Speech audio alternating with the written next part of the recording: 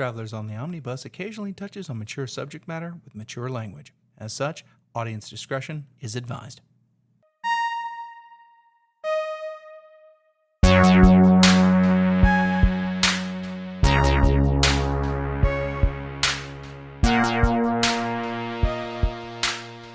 Look into the eyes of a chicken, and you... Sorry. Stay on target! Take two. Look into the eyes of a chicken, and you will see real stupidity. It is a kind of bottomless stupidity, a fiendish stupidity. They are the most horrifying, cannibalistic, and nightmarish creatures in the world. Werner Herzog. Welcome to Travelers on the Omnibus. My name is Brady Davis, and this is a field trip through nerd and pop culture. I have been completely thrown off. Again, my name is Brady Davis. I'm Jody Kite. I'm James McCarthy. The Rooster anime is on Tubi. Yes. I saw that. We brought up that because a chicken killed Ethan, and and in the arms of the chickens. Yeah. He's taking an early paternity leave. Mm-hmm. Yes. We didn't want to do it, but he had our hands tied with like legalese. Even our lawyer Jay couldn't get out of it. This is true. Nor would we want to. No, it's time. Contract. It's time to be with Elliot. Well, listeners will just have to deal with the 99% silence that Ethan provides to the show. Wow. There you go. Jesus. Even when not here, still taking bullets. I know he's listening, so I had to say it. He won't be listening. He will be listening. He will be listening. Because he's not on the show. Okay. Yeah, exactly. That's the only time I'll listen to the shows when I'm not on it. Okay. We don't usually start with Jay because we usually end up with like a magic corner, but magic corner has been expanded to the entire room this episode. We'll start with Jay. Okay. Rookie watch. Okay. So, ever since the zombie episode, it's been mostly tame. How can you go you can't go anywhere from there? Yeah, it's like when punching Fast down and the at that Furious point. went into space. What the fuck else are you going to do? You can't go any further. Yeah, 911 goes to space. That's how you have to go further in a different show altogether. In the next season, they're going to go to the core of the earth. Yeah, it just becomes a trans-dimensional TV show on Rick and Morty at that point. But it's mostly been it's in that authentic Alexei Hawley style, in the fact that it's all. If you're going to do a cop show, it's going to be one of two things. It's going to be SVU, where it's bitterly serious every minute. Right. Or it's going to be fun, all pseudo Avengers action romp. Like there's only two ways you could really do that, in my opinion, in this day and age. Because anything else is like you're not being serious enough, or you're taking it too seriously. You can't. Where is the line? It is fun to watch. It is goofy fun. Not the most recent episode, but the one prior to that. You find out that the teenage boy that has been weaved in and out of the plots this season, he goes to a highfalutin school so that he can go to a highfalutin college. But his mom works as someone who works there so they can get a cut on tuition also, because it's like uppity Beverly Hills High, and like everyone there, all the people there are influencers and shit. And I will say this again, Rookie knows that their biggest, and this was shocking to me, and I had to look it up, and it's true. One of their biggest thing is like millennials and Zs like watch the show just because I think because of how insane it is, also because there's a big presence for them on social media, on TikTok and shorts and reels and things like that. So I think there's a lot that's going for them there, but they have no problem making fun of millennials and Gen Zs. Oh my God. And I guess Gen Alphas, because they're in high school, and this kid goes to and it's like, I didn't know if the ahi tuna or the other type of tuna. So I got both. Can I vape in here? I have a note from my doctor. Like, Jesus Christ. Like, it's nail on the head, but it's a nail on the head. They know that they're playing with the genre at that point. It's weird when the show gets serious. Like, there have been a couple serious episodes, and then just outright, again, farces. I enjoy this season. It has been renewed for season 9. It has almost been with us for a decade. That's crazy. A lot of people tend to forget about that because any show that started before COVID, like the years of that are just erased away, in my opinion. That's fair. And so, I've enjoyed the season of Rookie so far. Nothing super crazy since the zombie episode. They had one episode where like a kid who went to Johns Hopkins and got his medical degree and was training to be a paramedic, and so of course he gets shot in a convoluted plot because they find a dude on the side of the road. And it's like, oh, we need to save this guy because we're paramedics, right? And so they start saving him, and then other dudes come up and say, "Hey, get him talking." It's like, I can't. He like there's more blood on the street than there is in him. Well, then you're coming with us because he had all the money that this one group stole, and he hid it. And they need to get it out of him.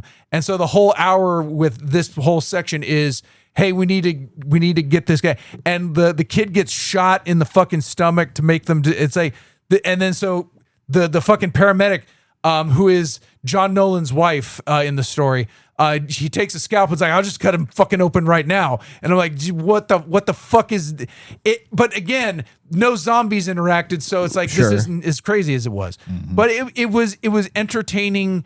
If you have some attention, watch it, and okay, that's fine. I have 2 theories on the show I haven't seen, and that's The Rookie. At some point, in between like season 4, I think, and season 5, from once I've read synopsis of how, like, where did this turn? At some point, I think they fired all the writers and hired a grad student out of creative writing school. And he's just like taking like William S. Burroughs novels and pulling pages and making episodes out of it. And also, I think someone has a plan of putting them in space so that Nathan Fillion can just start the new the new reboot of Firefly from an episode of The Rookie. It started as early as the season finale of season 1 had a biovirus out in Los Angeles, and like one of the characters caught it, so they gave him an experimental vaccine. And he passed out. Will he live? Yeah, he was fine. Yeah. The true unhinge was the end of season 3, start of season 4, because that's when they already had like run-ins with like paramilitary groups. Okay, they had runs with CIA-backed paramilitary groups. Sure. Okay. But then, what was an antagonist? They basically turned into somebody in the CIA. Well, one of their people. I mentioned this like on the Rookie. One of their people gets kidnapped by a Guatemalan head of the biggest cartel in Guatemala, and gets flown to Guatemala so she can have her baby, so she can then be killed because the Guatemalan La Fiera is her name. She had lost her son and she blamed the detective. So she's going to have the detective's son, and that's how she's going to get her revenge. And so they involved the CIA, who has been antagonistic to them. And this is how John Nolan was no longer a rookie. He passed his rookie initiation by getting the CIA to help them intercede in Guatemala for a drug dealer that had a personal vendetta against a lone LAPD detective. Shows a fever dream. Season 3 to season 4. That's when it's like, okay, we can do whatever the fuck we want, and someone at ABC will write a check. Yeah, there you go. So yeah, Rookie watch. Nice. And that's pretty much it for me. Oh, and I just started Final Fantasy 3 again, this time on the Switch. Oh, nice. Okay. Cool. All right. Jody, what you been up to? I haven't done a lot, but I watched 2 things in passing. I'm doing a thing where like I'll watch like new anime, but then I'll go back and watch old anime. Either old anime that I might have missed out on just due to distribution back in the day, or maybe one I watched a long time ago and forgot about everything about the anime. And I'm going to call this part of my segment, Did It Hold Up? So I watched the 1988 direct-to-video OVA Appleseed. Okay, yeah. Which is like it's more mecha than it is cyberpunk. Although you could throw cyberpunk, you can throw that term around if you want to, but it's more mecha. There's more just like, and not giant robots, just like basically like if the cops had like big suits of armor that they wore. I can't remember if it was that OVA because there's been a couple of Appleseed things, and I remember watching something one time that was a short. It was like a OVA or this one is like an hour and 7 minutes long, so it's almost a movie length. Yeah. Pretty close to movie length. There's also I'm gonna get back into the 88 one here in a second, but there was one they made in like 99 or 2000. Okay, that's probably the one that I watched. And you'll definitely remember it when I tell you this. It had probably the worst early CGI. It's awful. Yeah, I think that was the it's one hard to watched. watch. This one was hard to watch for a different reason. It's old anime. There's definitely like a rose-colored glasses situation when it comes to older anime. Like, I love the art style on most all of them. It's just a very charming art style. Some of it can look a little samey when it comes to character designs, because I think a lot of the influence is shared for some of the character designs. Like, if you look at, like, for example, if you look at the female leads in Bubblegum Crash and Bubblegum Crisis versus like Dirty Pair, a lot of the female leads like have a similar shaped face or whatever. The cool thing about like, especially like mid to late 80s anime, is the soundtrack, because you're either going to get like Ghost in the Shell's got like a little bit more of like an EDM kind of feel to it or whatever, but a lot of the like Bubblegum Crash, like I mentioned, Bubblegum Crisis, and this movie, this Appleseed movie has city pop in the background. So it's a nice juxtaposition of like, it's more, you get like more of a noir kind of feel to it, because it's like, it's opposing music. It shouldn't work, but it works great. What doesn't work for Appleseed is the voice acting is terrible. Oh, yeah. Well, I should say the voice acting is actually pretty good. The translated dialogue for the English version of it is terrible, and some of the delivery on some of the lines is kind of depending on what is. There's a lot of yelling, even when there wouldn't be yelling involved, because Japanese expressions very emotional a lot of times when they convey emotion. One cool thing about it, the story was really good. The plot is actually really solid, which you don't have that for all of them, especially the generic mecha tropes and all that. There's a lot of like motherfuckers screamed out really loud, and then there's explosions. Like there was more swearing in this than I ever remembered in any of these OVAs, except for maybe like Genocyber or something like that. Like, there was so many fucking expletives. They were just all over the place. You bastard. That said a lot in anime, but it was like, oh, you motherfucker, and then the explosions happen. Good bit of violence, good bit of people getting their arms popped off and shit like that, but nothing like overly egregious. It's not like Bio Booster Armor Guyver, where like the people are getting their arms ripped, well, monsters getting their arms ripped out of sockets and things like that or whatever. I would say it holds up, but like for like an 80s anime, it's probably like just above mid as far because of the English voice acting. I mean, the script anyway, is not great, but it's passable and it's good enough, so I would say it's good enough, and it's on Tubi. So, I mean, you watch like 3 or 4 ads and, you've got a whole show there. And since I have Disney Hulu until December, I watched a movie on that over the weekend, and the movie I decided to watch because I like Badlands so much was Prey. Oh, yeah. I watched Prey.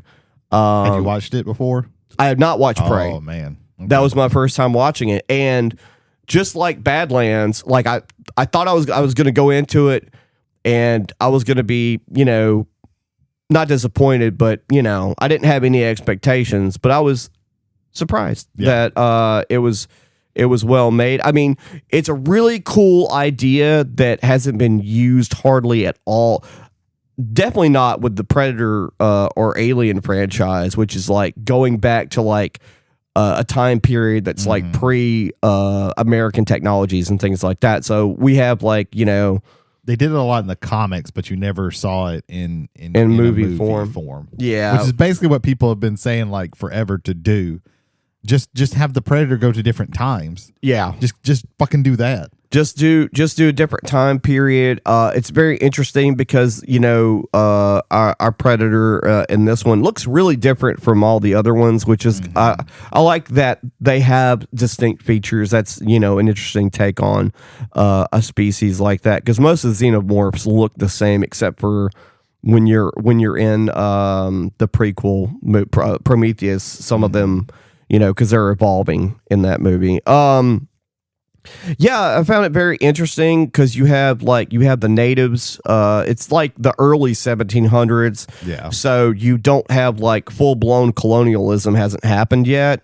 Yeah. So you basically have the this is a slight spoiler, but like later on in the movie you have the introduction of the first like French settlers moving in there, and that was interesting because you have a different dynamic going on, because not only do you have the Predator to deal with, you have dudes speaking another language you don't understand with guns, and you don't know what those are. Yeah. So that was a cool take on it. You know, main character was interesting.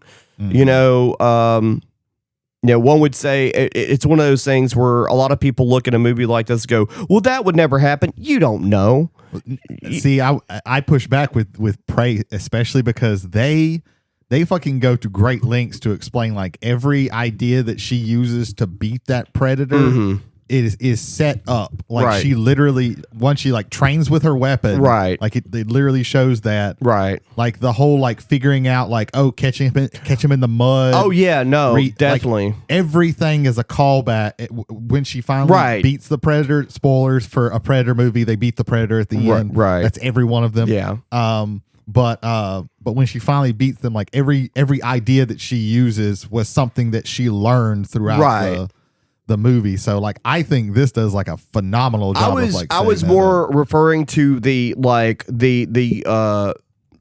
I don't know, I wouldn't say it's overused. It's definitely overused for time period pieces where you're in a culture where women are not warriors, and you know you have like the one girl that's yeah, I liked it. I'm not saying anything against it. I thought it was a cool idea because I don't think it gets used enough. But I'm just saying, like, that is something that I know see. That's a complaint that I saw, but like, there are notes in history where there have been women that have decided that they don't want to fucking deal with dudes and fight.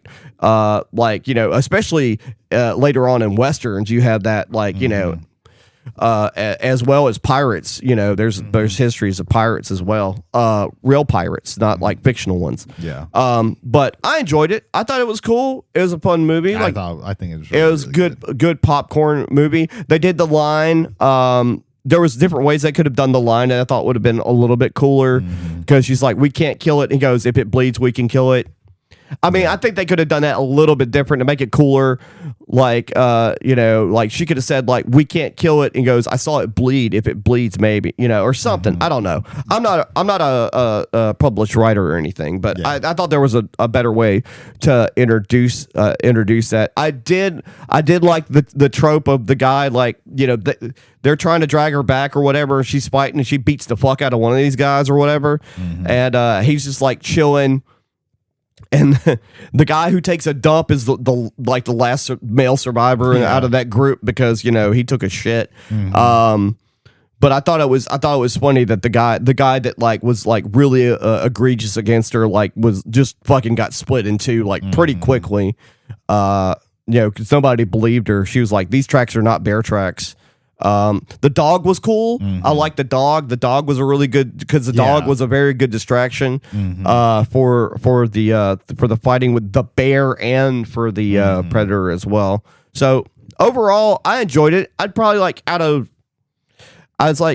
rate it. Predator movies, again, just like Badlands, it's higher up on the scale. Like, you know, I haven't watched 2 in a long time. I need to go back and watch 2 so I can scale these movies.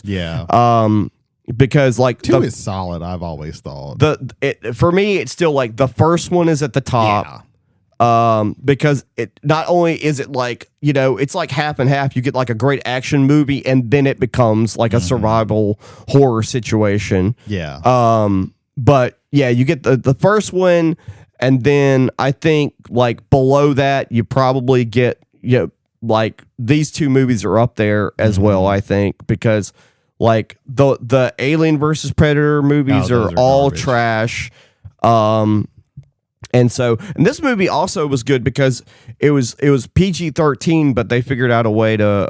I think it was PG-13. I might be wrong. I could be wrong. It could have been rated because there was a lot of blood going on. So I thought it was R, but I haven't looked. I at might it in a be while. thinking. I might be thinking of Badlands because that was PG-13 because they killed a lot of robots in that one. Okay. So they were able to get away with a lot more violence because it wasn't blood, because that's a factor when it comes to ratings and all that or whatever.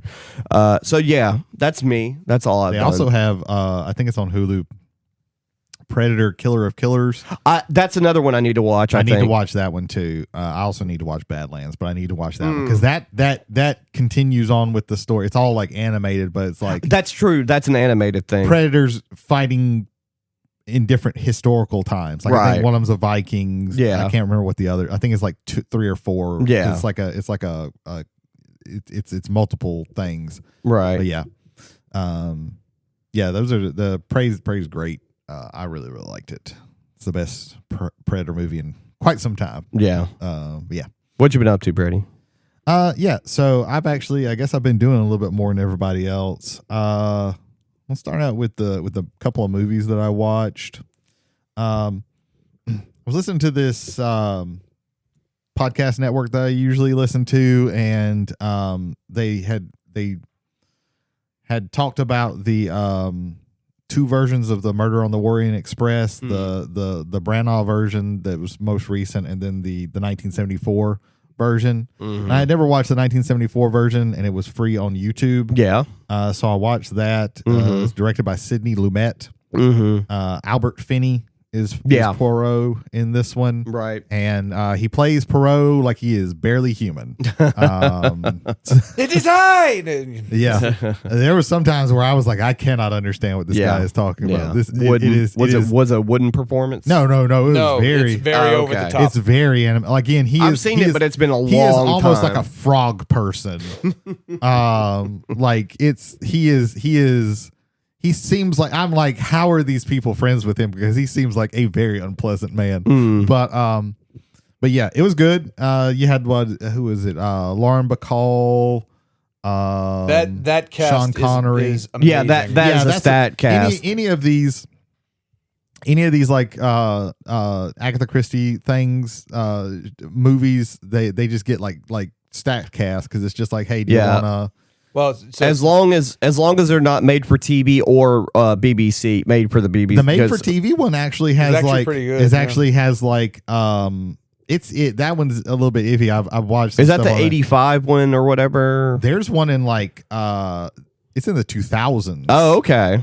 Yeah. I know there was one they did in the 80s. Like Emily Blunt's in it. There was a minute where they were churning them out in the 80s the like same crazy. guy who did it in the 80s did the newer one too. Oh, okay. It's the I can't remember what the dude's name is, but Yeah. I remember watching like because that would oftentimes come on PBS. But this one's good. It's Sean Connery is also in the older one. Right. It's all very.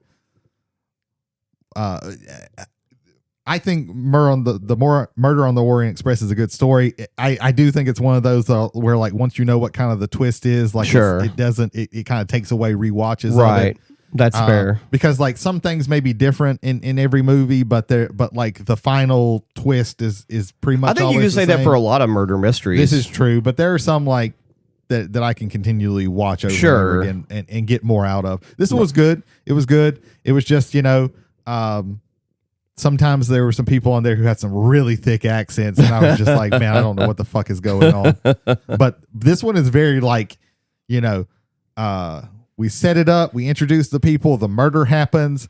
Most of the rest of the movie is him interviewing everybody and putting everything together, and then you have the parlor scene. Yeah. And that's pretty much it. Yeah. Like there is like no fat on this movie. It's just like straight to the point. Yeah, and it's Sidney Lumet. So I mean, you know, like it's a good. Ingrid Bergman is. Oh is shit! Well, yeah. She won a. Humphrey Bogart, two of ladies in Humphrey Bogart's life, Ingrid Bergman and Lauren Bacall are both in this movie. You mentioned Sean Connery. Vanessa Redgrave is in this movie. There was some other people that I know their names, but I don't know them by face. From Psycho, Anthony Perkins. Yeah, Anthony Perkins. He's a good one because you immediately see him. You go, oh, if you didn't know, you'd be like, oh, he fucking did it. Yeah, he fucking did it. He's fucking Psycho. Right. He's fucking Norman Bates. Right. Yeah. Like, it's great casting. Well, no, and they even have him mention Mother. Nice. Like, and he's a weird a dude. little freaky little character. Yeah. Logan's Run himself, Michael York is in the movie. I need to go back and watch this. Martin Balsam's in the movie. Okay. If you don't know the name, you definitely know them because it's another Psycho reference because Martin Balsam was the detective in Psycho that gets stabbed and goes down the stairs. Oh shit. Yeah, and falls down the stairs. And probably the most decorated actor at the time in there, Sir John Gielgud is in the movie. Yeah. He's the old butler. Yeah, the old butler. Yeah, I've seen him in a bunch of things. I just couldn't remember what he. The wild thing about Agatha Christie to me is like I discovered this. I was watching like for some reason I stumbled across the algorithm that YouTube wants to keep recommending me watch book tours of English book owners, like that just like, you know, come into my book house and like here's my mystery section. And she literally had like, you know, you have like all the, you know, regular mystery stuff or whatever. And then she had this huge section of Agatha Christie stuff that was like bookended. And there was like 100. I had no idea she wrote like 100 novels. Yeah. I found a dude, and I've watched some of his videos. Really, the two, it's Murder on the Orient Express and The Death on the Nile, because those are the big ones. Well, those are the ones that I've actually like seen ones, because I haven't watched much other things that have to do with Christie. But he like does comparisons of everybody of all the versions, and his whole channel is just like talking about Agatha Christie shit. And I'm like, Jesus, that's a lot. But yeah, this one was good. I don't know if it's free with ads or free on YouTube. Sure. Because I have a YouTube Premium through my phone plan. Sure. But it was free. It was no ads with me. So yeah. It is on YouTube. It's probably free with ads if you don't have the premium. Because that's typically because they have like YouTube has I think it's like 500 movies that they rotate out. Like it might not be every month, but they rotate some of those every month. And they have 500, and you can actually type in free to watch YouTube movies, and it will the channel for it will come up, and you could just go through all of them. But yeah, it sounds interesting. But yeah, it's wild to me outside of Perot, because I know that was a series they did on the BBC or PBS or something. It's probably through BBC, but then PBS gets a lot of those. I'm making a large assumption that the Perot TV series or miniseries or whatever was probably a bunch of those other books that just never got like actual movies. Oh yeah. There's a lot of ones where it's just like this is kind of the only version of that, because it ran for so long. Yeah. Murder on the Orient Express, I can confirm because I do not have YouTube Premium. It is free with ads right now on YouTube. Okay, it's free with ads. Yeah. Runtime of 2 hours and 7 minutes. For me personally, that's one of those few movies where I don't feel it. Yeah. I think I love the way the interviews are interlaced and they keep and it's not just every interview is the same. It's not they sit in different locations on the train. There's more information that comes in between as they're finding out what's going on there. And the parlor scene in that arguably is one of the that's best. it's a really good parlor scene. And I credit Sidney Lumet on this one in the fact that Sidney Lumet was one of the last of the theater directors that was also a movie director. Yeah. And so when you have things that are like kind of boxed in as in the location of like or the size of a stage, that's when those really kind of just like come to the forefront. That also for me, there's a charm to the production quality of the time period of movies, especially made by like a specific studio or whatever, because the lighting, the way everybody looks, the film quality, it all stands out. And just like as it looks like timeless kind of thing because of the film quality. Because depending on the movie, the film quality same year could be higher or lower. Yeah. You know, for the actual just film quality itself. And I remember seeing that trailer not too long ago, and you reminded me that I need to watch that movie again because I probably haven't seen it since I was very young. Yeah, Albert Finney is great. Like I said, he plays him like a guy who is barely human, Right. you know. And Poirot is kind of a weird little freak, but yeah, I love the dread. So the conceit for the movie, the reason why they're stuck on the train is because there was a avalanche and that blocked off part of where the train has to go. Yeah. And so they bring in this train from the other side, which is basically riding into the snowbank and driving the snow out. And typically that would be, we're out. Like, we're going to be able to get off this train. Like, we're going to be able to get the train moving and everything's going to be fine. Yeah. And instead it's this dread of if we don't get the killer's getting away. Right. Like, what's going on? Or it might kill again on the train itself. And the parlor scene finishes up, and the last bit of that is the train. the train clears coming it in, out. clearing it out, Yeah. and then they start going again. There you go. That's one of my favorite killers in all of literature. Nice. In Murder on the Orient Express. Nice. Yeah, it's a good. I can imagine, because again, like so many tropes from mysteries come from Agatha Christie. Like once she like wrote these tropes down, they became tropes and then started getting used more and more. Right. I can imagine like this really like blowing people away when she first wrote it. Probably. But yeah, it's a good one.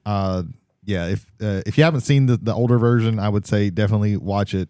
It is much better. The Brano one is I found it was okay. It was basically just a springboard for him to capital A act, and kind of everybody to get to do that. Yeah. Russell Brand's in that movie, isn't he? He's in Death on the Nile. Oh, that's right. Death on the Nile has him and Army Hammer. This one has Johnny Depp. So okay. Yeah. they really have a lot of trouble with not getting. At least Johnny Depp is the guy who gets killed, so he's out of there quick. Right.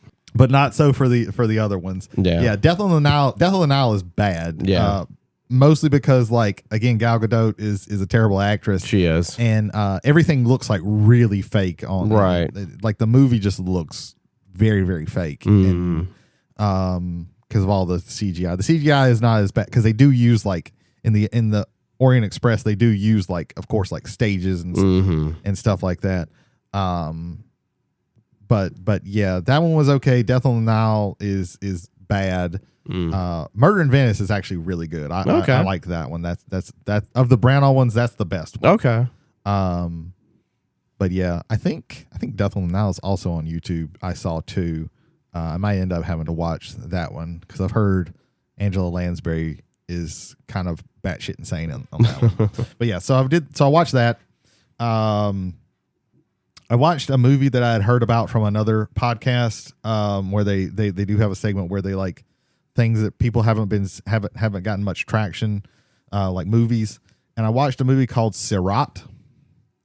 It is, I believe, a Spanish movie, although the director is French. And it's hard to say because people speak like there's like 3 languages spoken in the movie. Oliver Lax is the director. It stars Sergi, I can't remember how you say his name, Lopez. If you have watched Pan's Labyrinth, he is the general guy. Oh, okay. The evil general guy. Gotcha. I think he's a general or a colonel or something like that. He's the main bad guy in the movie. He's much older now. It's a movie where the conceit that I heard of, and that is if you go on Hulu, this is what it says, is about a man going to basically a rave that's out in the desert looking for his daughter who has been missing for several months. And he's coming with like his 10 or 11-year-old son. That's not, if that was the actual like premise of the movie, I would have liked this movie a whole lot more. But that's only, just to spoil it just a little bit, that's only in like the first like 15 minutes of the movie. Because it's literally just like some people set up, like it's in Morocco, and they just set up speakers in the desert, and somebody is just like has a laptop in the back running EDM songs. Oh, okay. And people are just like dancing to the shit in the fucking desert. But that gets shut down by the military. Okay.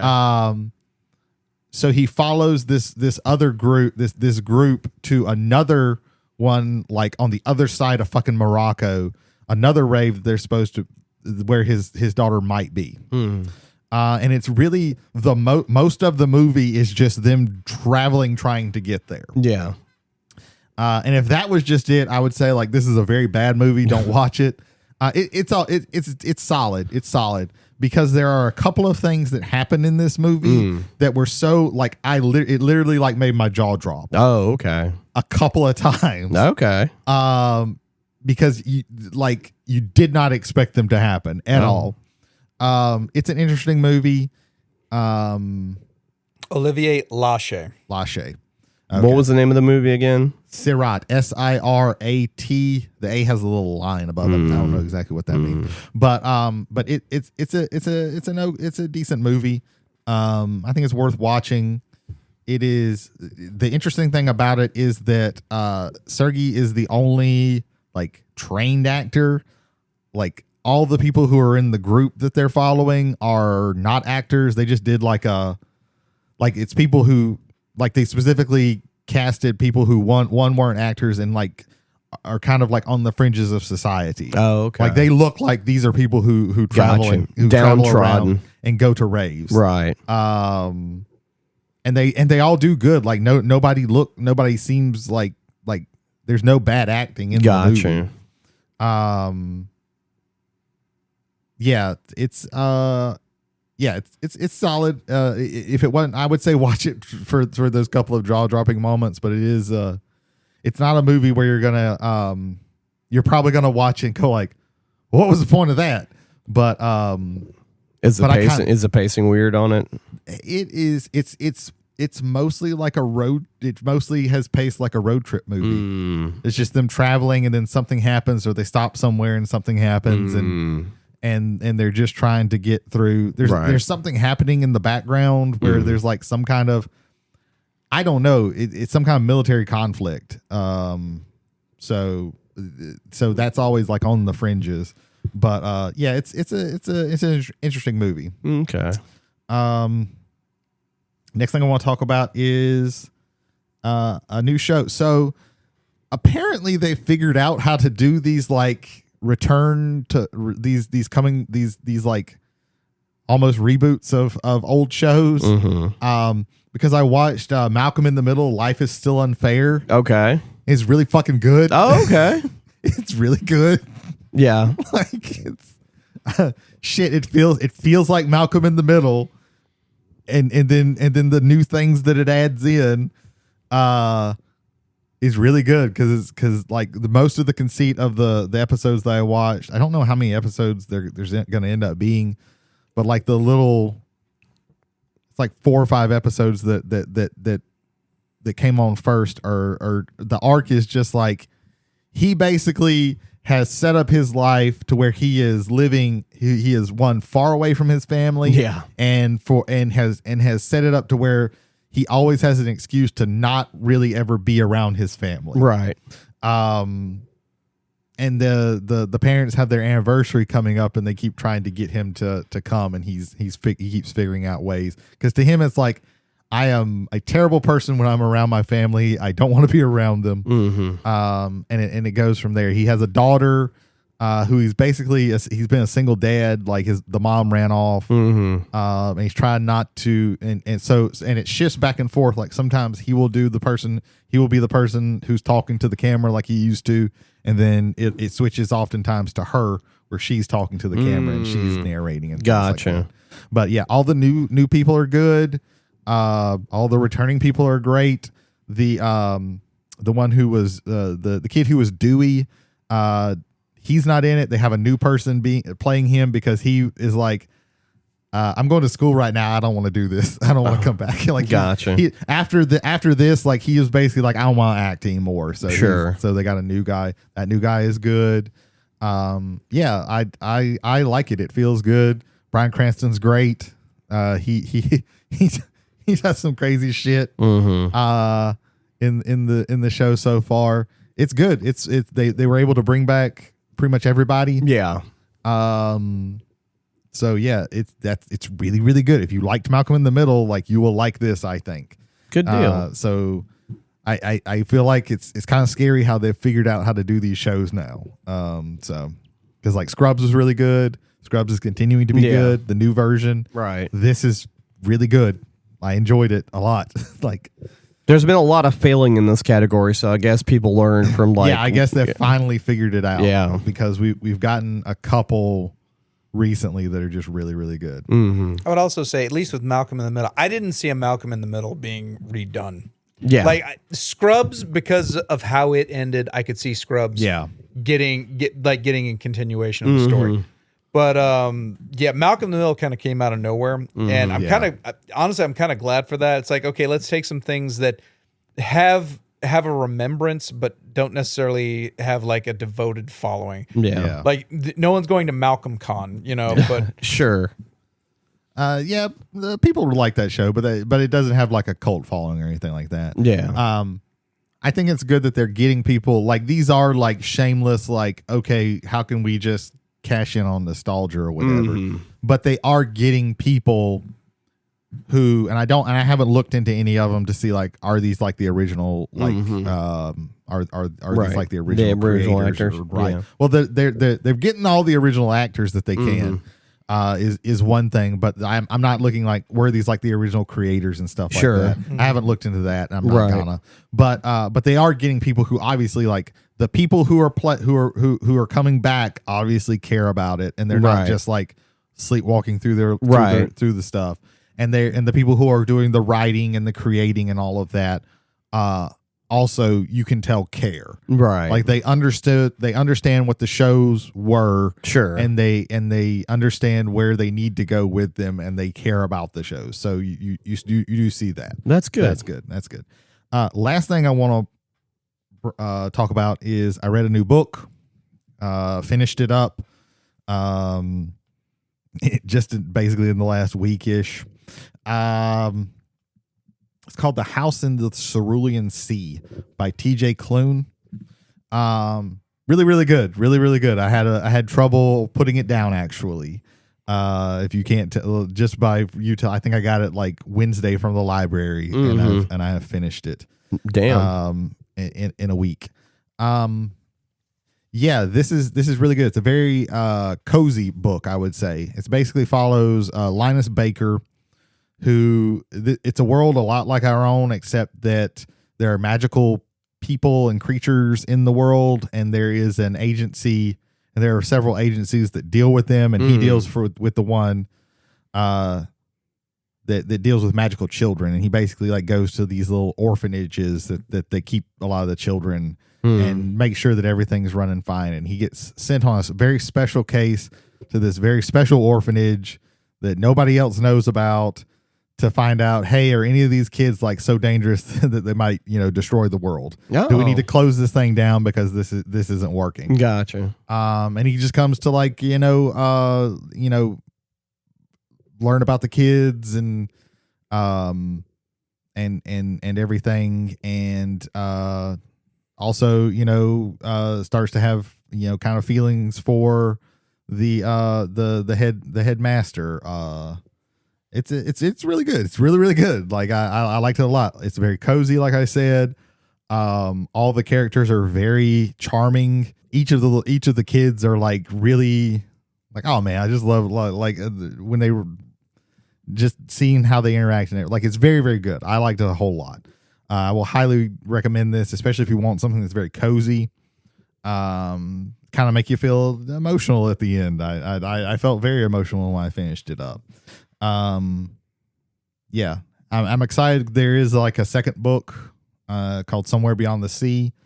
As soon as it comes back, it's one of the libraries have around here in Harrison County have it, and I gotta wait for it to come back. Somebody to return it and read that one, and it's from the headmaster's Arthur's point of view. So, Yeah, it's cool. Arthur, Linus, he's a very like nervous, insecure person, and you know, it's a story that you've heard before. Somebody, you know, goes off on this special thing and gets out of his comfort zone and learns and grows. But also like he lets like everybody else learns and grows too. So it was really good. I thought like all the characters are well written. I would highly recommend it. It's a sweet book. Like I said, it's very cozy. It has this like I can't tell if it's supposed to be like Britain or America or anything like that. Very ambiguous with the location. It's ambiguous with the location, but it feels very British. The author isn't British, so it's probably supposed to be somewhere like it's not supposed to be like a real location. Right. He lives in like the city, and the city it's always raining. Like it's never not raining in the city. Did they just call it the city? They don't call it a name? Yeah, they just call it the city. That's kind of cool. The only location that has like the town that's near the island where the orphanage is has a name, and that's it. And it's not a name that's like a place that you would understand. Like it's all made up, but it's supposed to be kind of like our real world. Gotcha. Even like the time setting is like hard to pin down because there are some things that's like, okay, well that's more modern, but then they have like computer screens that are like, you know, the green with like like black screen with green writing and stuff on like that. So retro futuristic. Yeah, sort of kind of. It's kind of in a timeless place. But yeah, this is really, really good. I really liked it. The Cerulean. Yes, Cerulean Sea. Cerulean Sea by who again? TJ Klune. TJ Klune. Yeah. Okay. Do you know if he's written anything else or if she's written anything else? Yeah, he's written. Like I say, he wrote a sequel to this. It's in the same world. It's basically like a. It seems like it's from what I read from the synopsis. A direct sequel. A direct like it starts at the end of the. Almost probably very little time in between. At the very least, the epilogue, because the epilogue kind of moves forward a little bit. Right. And then he's got a third book that I saw because I saw it on Amazon, and they have like a 3-pack of like I think that's the 3 books. I can't remember the name. It's like The Lives of the Puppet or something like that. I don't know, but I haven't looked at that what that one is. He's written a few things it looks like, but I don't know about that third book. Yeah, what it is. But yeah. Yeah, highly recommend it. That's me. I recently watched a YouTube video where this guy apparently he reads. That's it. Like he just reads, and he's got several videos like that do tier lists or whatever of different time periods for the Hugo and Nebula Awards. But one that I watched was like he read all of these within like I think 3 months or whatever, and he read like all 74 or 75 Hugo winners. Yeah, and he tiered them out. Oh wow! And so the ones that I remember being like S tier were like Dune. Dune was S tier.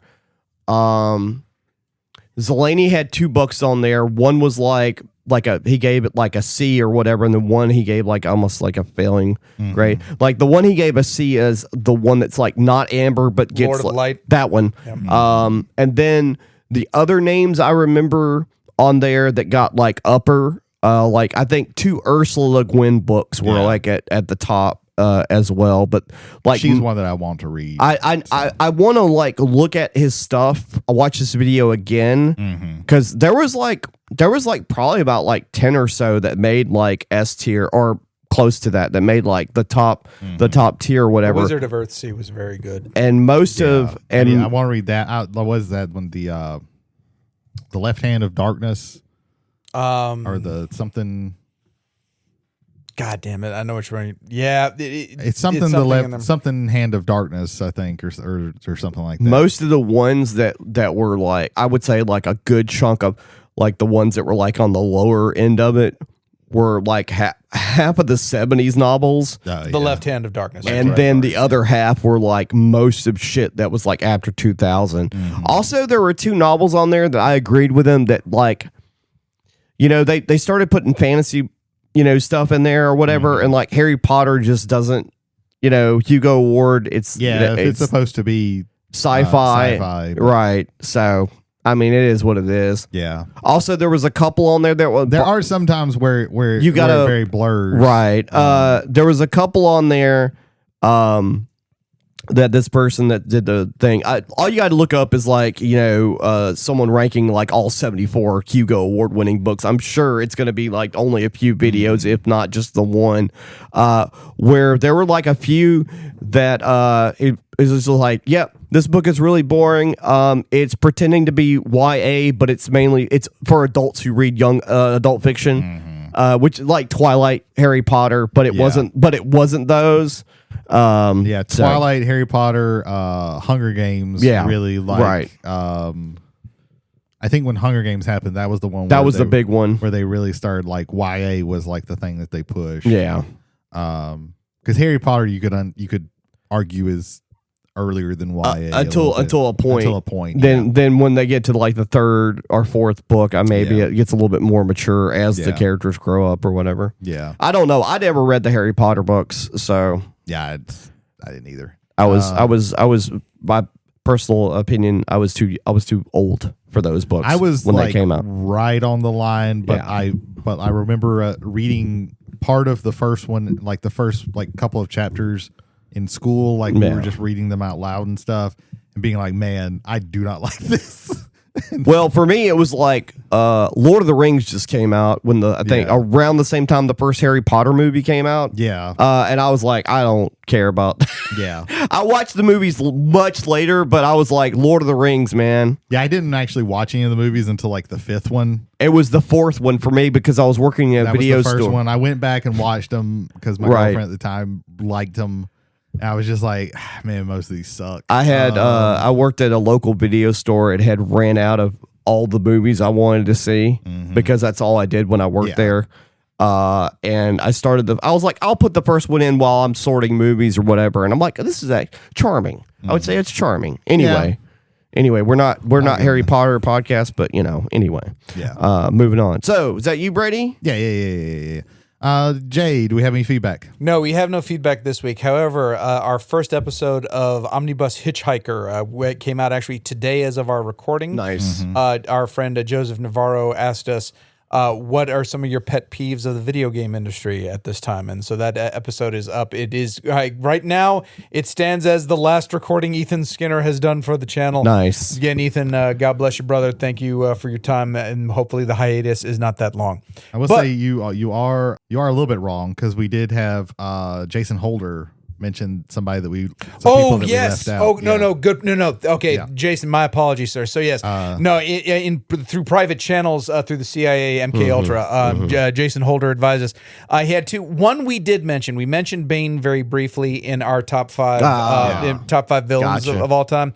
But one that he definitely mentioned that I think was a blind spot for us was Mr. Sinister. Yeah, sure. Yeah, that's fair. Honestly. I should. As much as I like the X-Men, I should have mentioned Mr. Everything Sinister. that is bad about Magneto to me is multiplied and magnified by Sinister. Right. Like, because there is a morality to Eric Lyncher. There is nothing behind the eyes of I think what's his name? I was trying Nathaniel Essex. Nathaniel Essex. Yeah. He is absolutely amoral. I think two things. One, answering what we're talking about right now, and then I got to go back for another thing. I think we probably forgot about him because Jay mentioned Sinestro, and then like Mr. Sinister just never existed after that because it's like got a similar. Well, for some reason, literally when I was thinking of like X-Men villains, for some reason the only one that popped in my head was Apocalypse. I don't know why. Yeah. Probably if it would have been closer to X-Men 97 coming out, I would have said Sinister as well. Well, for me personally, like for my Sinister creeps me out though. Right. That's why I would have like he has made me feel very uncomfortable since the 97. Since the original X-Men show. Yeah, I was always very uncomfortable when he was on screen. I like my comic book history is spotty at best. Like I jumped all over the place, so there was too many X-Men comics at one point, especially during the Executioner song.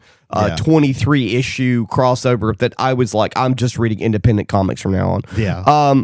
Going back to one thing that you mentioned on the show, you guys talked about what's wrong with the video game industry. I want to comment on that feedback and say pricing's not helping Yeah. of the consoles being like $600 to $850. Well, it's also the fact that they it seems like every 6 months they're going like, hey, we're raising the prices on the consoles. Yeah, When I remember back in the day, like it used to be as the console got would older, go down. It would go down. Yeah. And I'm like, am I going crazy? Yeah. Like Yeah. it used to I think to as it got me- older and the cycle was supposed to be ending, like even like last generation's consoles, Yeah. they used to continually go down. You can and only now- get like $40 for a PS4 if you sold one Yeah. right now because they only go for $100. But that's right now because PS4s might start going up because people are not buying PS5s. Yeah. Because they're $600. Yeah. And they go, well, people aren't buying these, so we're going to raise the price. It's like, I think sure, man. this trend started gradually when the Xbox 360 Elite was a thing. Mm-hmm. Part of that was done to get the bad Xbox 360s off of the Sure, market, the yeah. ones that were red Sure. ringing. I try to imagine a world where the red ring didn't happen, Mm-hmm. where they actually produced hardware that wouldn't fail on you, because the fail rates on those were insane for a consumer product. They did it with the PS4 Pro as well, but the thing is, like, by the time the PS4 Pro came out, the PS4 dropped $100. Yeah. This is not at least happening. used to do that where it's like, okay, here's a version where we know all of the issues that we had. Right.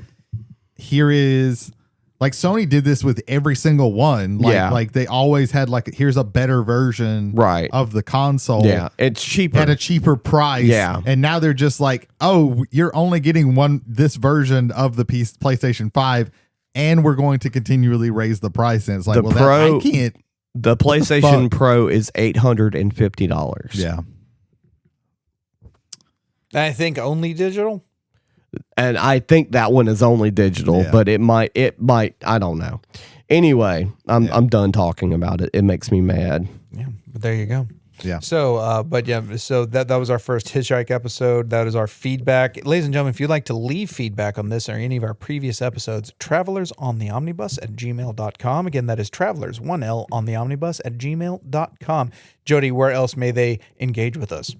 I'm getting priced out of my hobby. I'm Spotify. There you go. Spotify, you can take part in any of our We're all polls. getting priced I'm out of so our hobbies. mad. Yeah, all of them. But yes, you can on Spotify. You can I'll leave just us. stop buying magic cards and play the game with what I got. Sorry. Save it for the main topic. Yeah. But yeah, again, on Spotify, you can leave us a comment on this or any of our previous episodes, or you can take part in any polls on this or any of our previous episodes where polls are still active.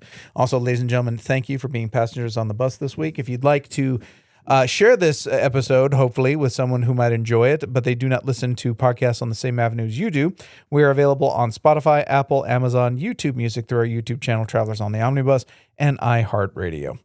Well, that being said, I guess it's Brady time. received, Brady received an important text. I'm the leader of this here outfit, and we'll go to the next segment when I say we will, which is right now. Okay, cool. Our main topic for the evening is going to be just a little small thing, little indie card game. You might not have heard of it. Magic the Gathering. The granddaddy of them all, baby. Granddaddy of them all. We no longer have card games. We'll still have Magic somehow. I don't fucking know how. Many have fallen by the wayside, and it's still got Magic. It's going strong. Although maybe not. Maybe that's speaking too soon. Who knows? So yeah, I'm gonna kind of let Jody kind of go. This was kind of his idea, and we'll start with him and just see where the discussion takes us. This is kind of more of a free flowing discussion, talking a little bit about like our history with Magic and everything like that, and where we're coming from with it and all that. So yeah, so Jody. Yeah. So we're gonna start with like personal journeys and all that.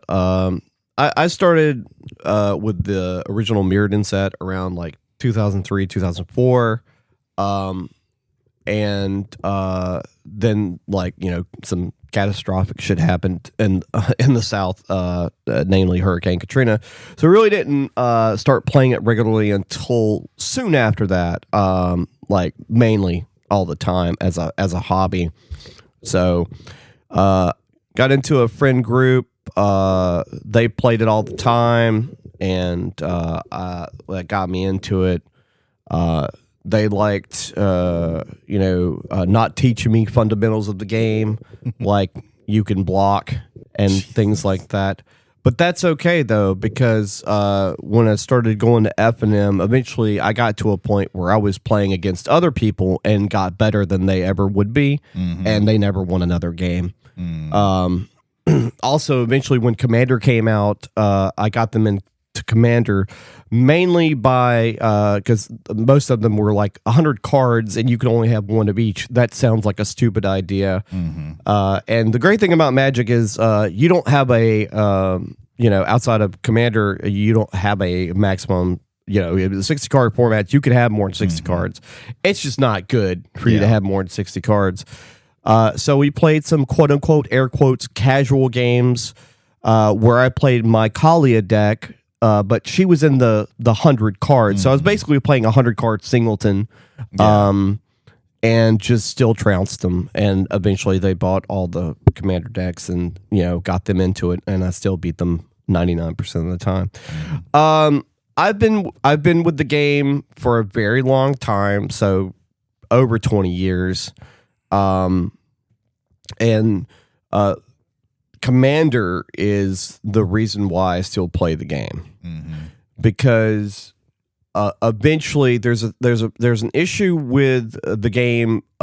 Once you get to a certain age bracket, that most people become without Commander become disenfranchised with it, and that is up until recently the standard rotation format was like it's 18 months. 18 months was rotation. So basically what would happen is if you're playing standard, this is before modern was a thing and nobody played legacy because the cards were still expensive then. Excuse me. Was what would happen is you would get your deck together, you would trade for the cards, you would unfortunately sometimes have to pay money for the cards. You would draft to try and maybe open cards that you needed that were more expensive than the draft, like a Snapcaster was $20 in standard at the time. But what would happen is, you would get the deck and you would get to where it would need to be. And then eventually you get to a point where rotation's happening in 6 months. And the cards would hold their value up until about maybe 2 weeks before rotation happened, because they would typically have some sort of big pro tour or world tour that would keep people playing those cards until rotation. So your Snapcaster would still be $20 up until the weekend of rotation.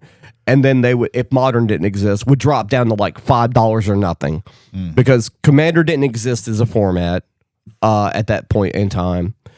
And so you would lose out. So people would basically, you would probably spend like the early parts of rotation trading off as much as you could to try and get some sort of return, diminishing as it would be probably, to get the newer cards that had been introduced a few months earlier, or maybe even almost a year earlier. So you would have another 6 to 8 months to have like a deck that would be playable in standard. And if you're not grinding out on like bigger tournaments for money, and you're basically just doing that for the love of the game and hopefully winning prizes to try and like even out the diminishing returns of the hobby itself, you would eventually be priced out.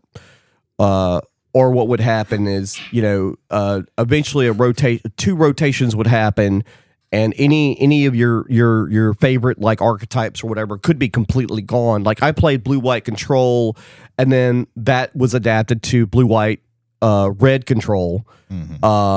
And then eventually the cards that made that deck good would rotate out. And then you would have to start and maybe even play something you wouldn't want to play. Like if you're playing a control player and you end up having to play aggro because maybe you don't have enough money to keep playing the control. Or control could just be bad in the format. And then Commander came out in the actual package format came out in 2011. Before that, EDH, Elder Dragon Highlander, people had already been playing it, like at least locally for me around 2008 or whatever. And it was something people would do mainly because you only had your standard deck. You didn't have a casual deck. There was no like playing for fun. Yeah. And so people started doing that because it was like something you could do. If you won early in the first round of like an F&M or a tournament or whatever, you could find a pod of people and you could play a casual game because you wanted to keep playing the game because you love Magic, but you don't want to keep playing your tournament deck because that's boring as fuck.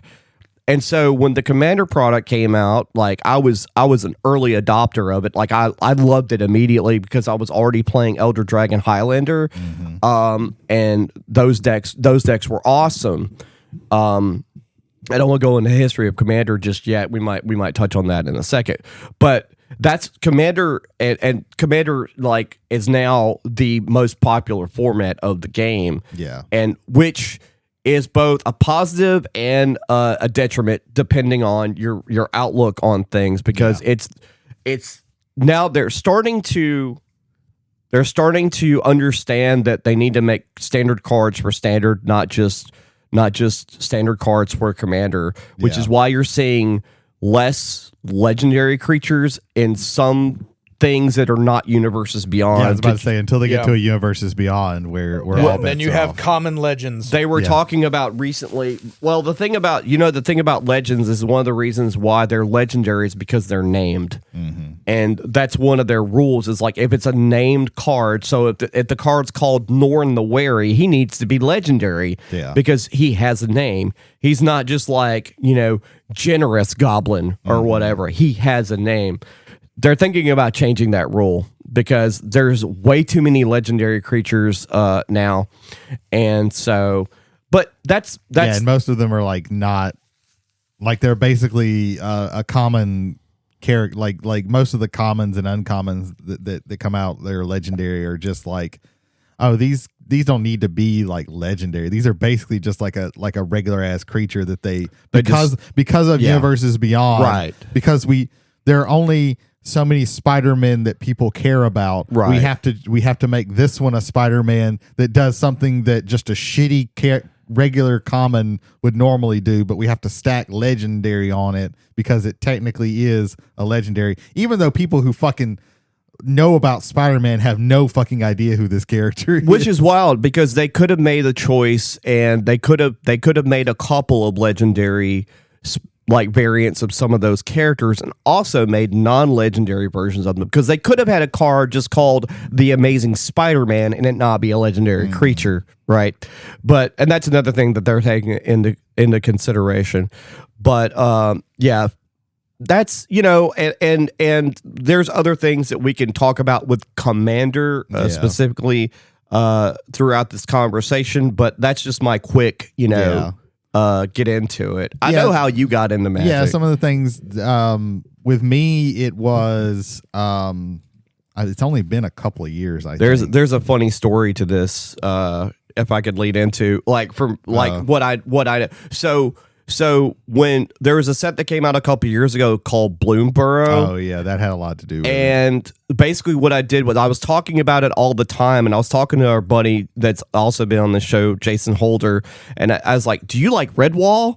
Well, they have a Magic set coming out that's practically Redwall. It is basically and that was a big selling point. And I think Jason also bought you a Commander deck, didn't he? Yeah, he didn't buy me a Commander deck. It's when we played the Commander for the show, and one of y'all, we played with precons, and one of them was the Mothman. The Mothman. The Wise Mothman. Yeah. And I played that, and I was like, I actually enjoyed that. And then one day at the shop, Holder, like he'd gotten into Commander.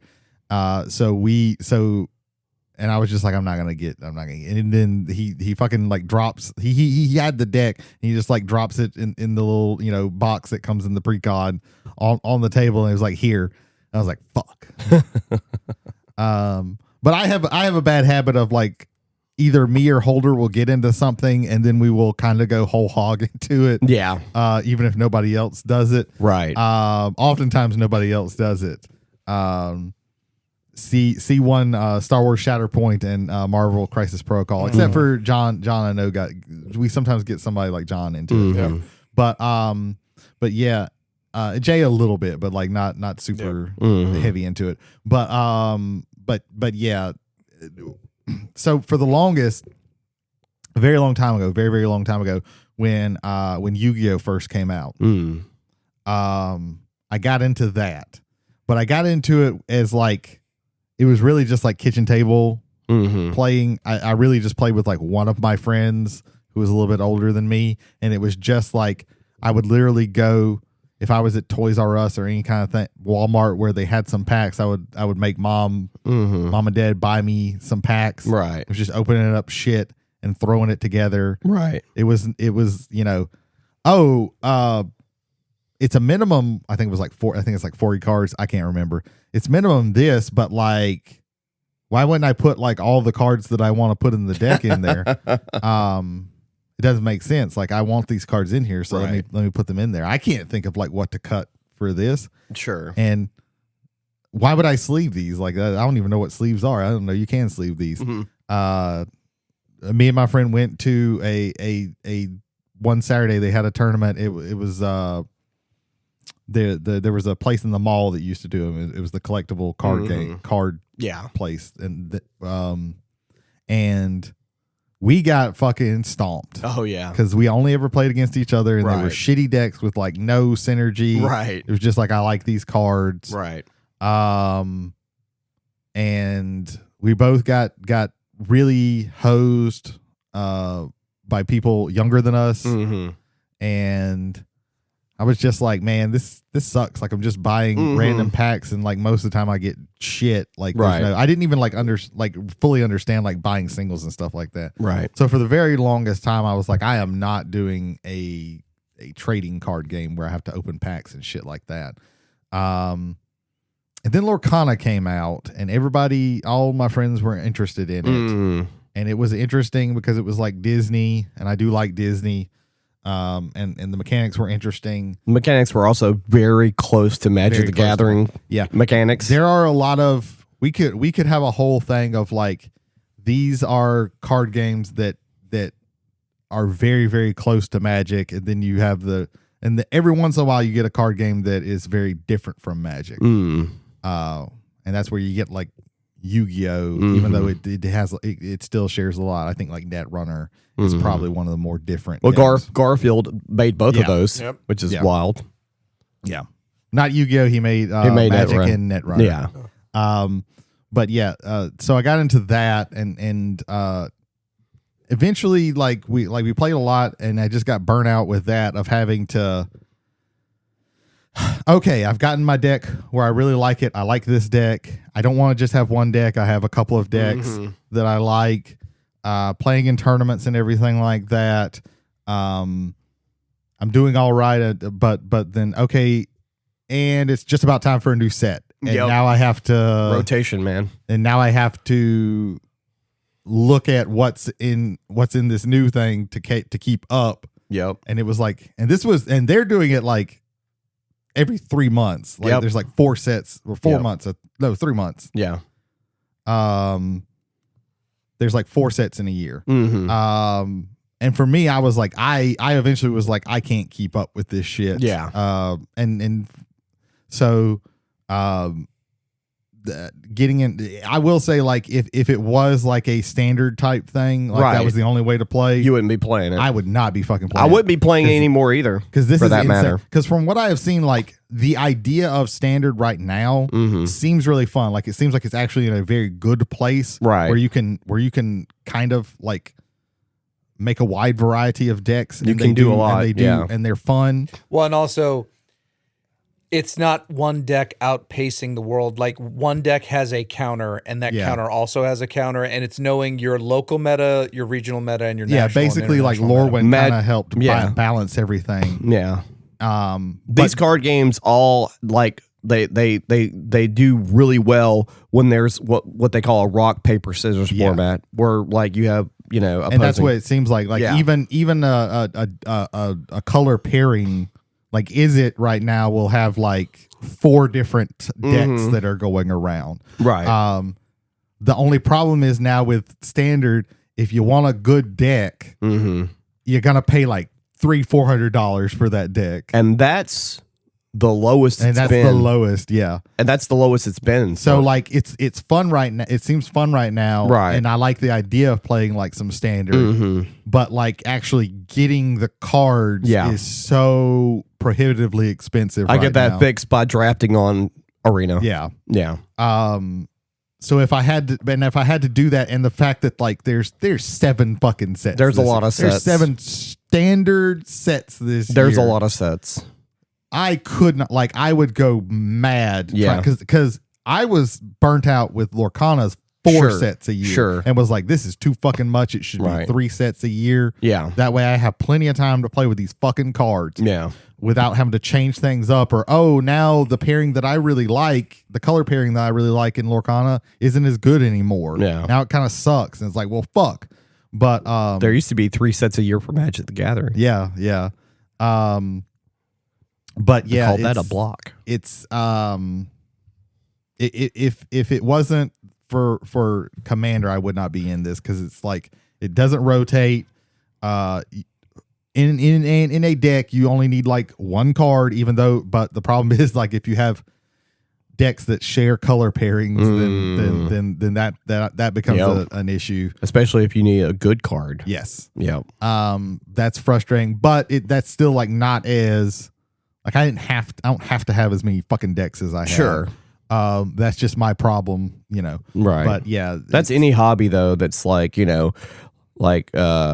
like my favorite story is always like, I overheard a conversation at a gaming store I don't go to anymore, where this guy was trying to convince his buddy, because they were both Air Force dudes and had money, what game he should start on.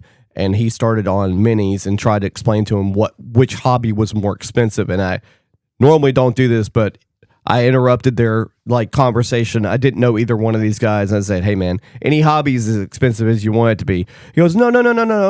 I know, like, at the time the most expensive Magic deck was $800. It was Call Blade, and it's like I was like, you are correct. That is the most expensive standard deck.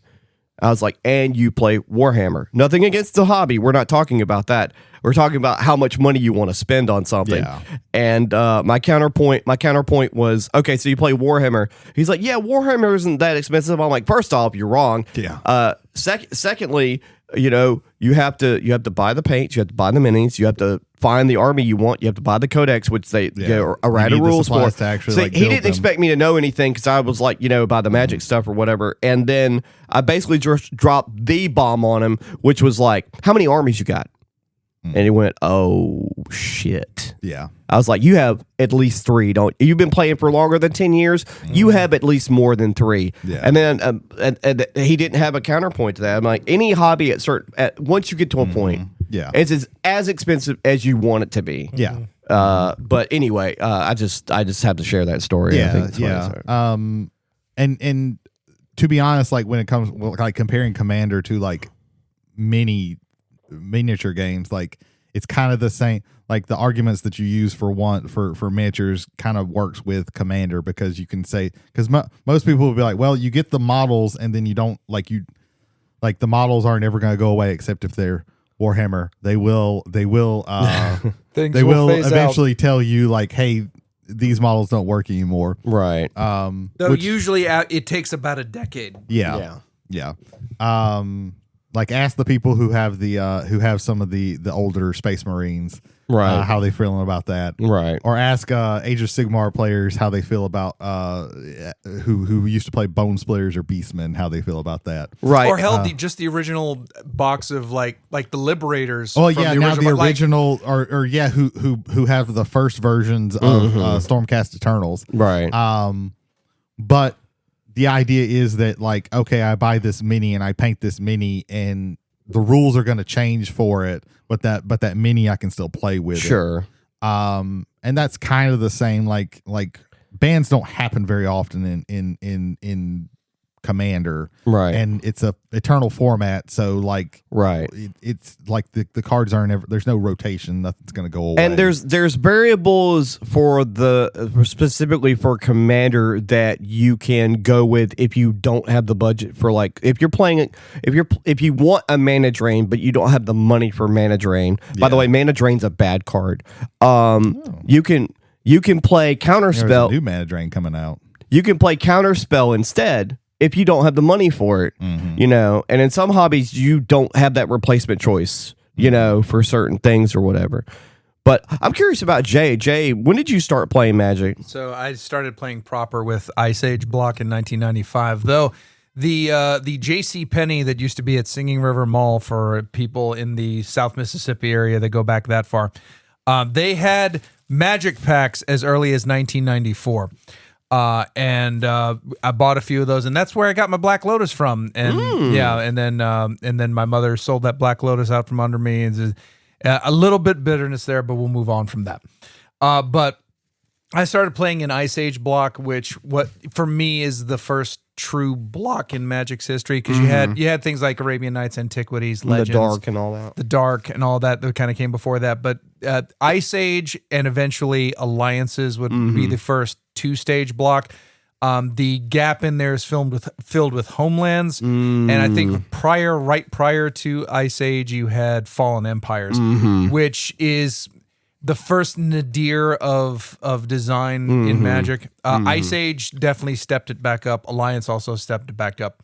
Mirage was a holding pattern. The Mirage block, which was a full 3-set block, which was Mirage, Visions, and Weatherlight, which a lot of those cards, like if you're doing Commander today, there's some cards in there that you're gonna, and hell, I mean for Legacy, maybe even Modern Lion's Eye Diamond is out of Mirage. You've got Squandered Resources, which is a fantastic card out of Visions. Yeah, Force of Will comes out in Alliances. Force of Will is Alliances. Yeah. Yes. That was the string of cards that was you can discard and or exile a card instead of paying its mana cost. So. And Force of Will was bad when it, considered during that time period. According to Inquest, magazine, which it was the fourth best card in the block. Oh, okay. Or in the set. It wasn't the Balduvian, worst. What was the worst? I want to say it's that Phyrexian crawler that was like 3/4, but you had to sacrifice a land to put it in a play or some shit, which they got it right some of the time. Ice Age, however, was because Ice Age was like, I want to say Lord of the Tressorhorn was their number one card in that. Oh, God. And the worst card in the set was this little card called Necropotence. Necropotence would, in that era and time, would be the single most dominant card and deck in the in Magic's history at that point. Right. Because of everything that it allowed you to do. I'm just, so it's when we say Inquest, like Inquest was very good at like noticing the games are out there, because Inquest was a spinoff of Wizard, because Wizard was also covering Magic the Gathering and this burgeoning card game market that was starting to form, but really was just Magic, and for the exception of Pokemon, and then a third game that would rotate out, whether it was like Lorcana had that spot for a bit. And Yu-Gi-Oh! Always kind of creeps back up into that spot, and there's a bunch of others. But by the way, just for our listeners, Wizard Magazine is not associated with Wizards of the Coast. Yeah. It's a separate thing. Yeah, and man, the magazine. The history of that magazine is wild. I used to read Wizard all the fucking time. Yeah, there's a couple of YouTube essays on Wizard Magazine, but anyway, continue on. That place is crazy. Yeah. There was a vault in Wizard. It had some things in it, like some of the most amazing comic book things you could possibly imagine. It was founded by people with a love for comics, and They really hated CCG. The starting of the CCG graded comics book was a whole other thing in and of itself. But no, going back to that. So I have my first is Ice Age all the way through Tempest block and the start of Urza's, which was the next big. Necropotence was never handled. Necropotence was allowed to stay for the entirety of its existence. Wow. When Tolarian Academy first was born from the shores of Teferi's Isle, it lasted one Pro Tour and that was it. Because you had a I can't remember if it was 11 or 17% chance on your draw to be able to win with that draw. When games came down to the coin flip of who went first specifically, and it was a bad day. And like, of all things, the card Windfall to me was like the real secret sauce about all that, because okay, you're not mulliganing, you got your 7 cards, you like your 7 cards. I like my 7 cards. I go first. I can generate 3 mana consistently with that deck. And then if I've got Windfall in hand, okay, cast Windfall. Now I get to clean out anything else I don't like in my hand. Right. You have to wipe your entire hand, and then because you still have 7 cards in hand, I'm drawing 7. I'm drawing 7 cards. And you're drawing crap, and probably. You're drawing 7 cards that you wanted those 7 cards in your But hand. not right now. And now they're all gone, and now you have 7 new cards. Yeah, you don't want those new cards right now. Yeah, and it was, and I walked away from there. The next big phase is 2003 with the Onslaught block. Yeah, that's right before Mirrodin. Yeah. Onslaught, because it was Odyssey, and then because I went back and pulled cards from the Odyssey block, and then Mirrodin, I went all the way through with that, and then Kamigawa kind of killed it for me again. Kamigawa almost killed the game. Yeah. So if Ravnica doesn't come out after that, the crazy. So real quick, just to jump on what you were talking about the time period. So like, Mirrodin comes out in October. Mirrodin comes out in October of 2003. Yeah, up until that point, like you said, and then like after Mirrodin, so you had the Mirrodin block of Mirrodin, Darksteel, and Fifth Dawn, and then you have all 3 parts of the Kamigawa block, right? And which there are great cards in Kamigawa. There are good cards in Kamigawa. Mainly now, there are good cards in Kamigawa for Commander. Yeah, but there are some iconic cards from Kamigawa's block, like Sensei's Divining Top. Azusa Lost But Seeking. Azusa Lost, but more specifically the artifacts out of Kamigawa block, like Sensei's Top, and then there's the equipment, the busted ass. When you attack with a thing, you get a charge counter on the equipment. It doesn't matter if it's the Jite. Jite. Yeah. Umezawa's Jite. Yeah. Right. That was cracked. Either there was like 10 cards that were just absolutely busted, and all the other ones were shit. The story was really cool, but the problem with Kamigawa is, as a set, as a mechanics, the problem is, like, if you have you have the thing that people have to understand, and especially in rotation and standard, because modern did not exist, is that you have Mirrodin, but Mirrodin cards and Kamigawa block cards do not mix at all. They're just absolutely Sensei's Top, sure. Jite, sure. But like outside of the artifacts that got played, specifically the equipment. None of the Kamigawa cards. Ninjutsu wasn't a thing. None of those cards existed in standard. And so people played Mirrodin almost until like after the Kamigawa block, like until Mirrodin like rotated. People did not touch Kamigawa cards. Standard was 2 blocks and whatever the current core set was. Yeah. So you had at most you had 7. Yeah, and the whole block went out. So when the first set came out for a block, you'd have the block that stayed, and then that one, and then the other one was completely. It wasn't like you had the back 2 from the whole thing would wipe out from that. So there was always a bit of this kind of herc stop when it's like, oh god, okay, we lost a lot of cards, and only picked up like a little bit to make up for it. Yeah. Also, what mirrors those two ages is Tempest Block sped up the game. Mm-hmm. And then Urza's threw it into overdrive. Right. Onslaught picked up the game, like sped up the game. Right. Like, first of all, it is the first instances of the fetch lands. The fetch lands don't exist until Onslaught Block. And then Mirrodin just hyper-powered everything. Yeah. With affinity for artifacts in and of itself. Right. The way this, and again, and we can see this in hindsight. Yeah. When your entire block is about artifacts, Yeah. as more if artifacts come into play, things with affinity for artifacts are just going to get even more And the whole powerful. set is almost nothing but artifacts. Yes, like and you can have 4 of each land type that has an artifact version of it. Yeah, artifact lands to help for your affinity. So your lands, you don't even have to tap them to basically produce mana or whatever. So it's up until this point where you have like, you know, up until Mirrodin, it's been go, go, go, go, go. And they talk about power creep now. It wasn't a creep. Kamigawa was a full stop. They just said, put the brakes on. All the mana costs on everything are going to be terrible. You're not going to want to play any of these cards. And nobody did up until Ravnica. Also, one more thing to note. So up until they stopped doing core sets, which Origins was the last one, and now we have Foundations. That's a whole nother bag we can talk about. But up until then, they had a problem with the core sets. They didn't have problems with the editions, though, because up until M10, 10th edition was the last edition.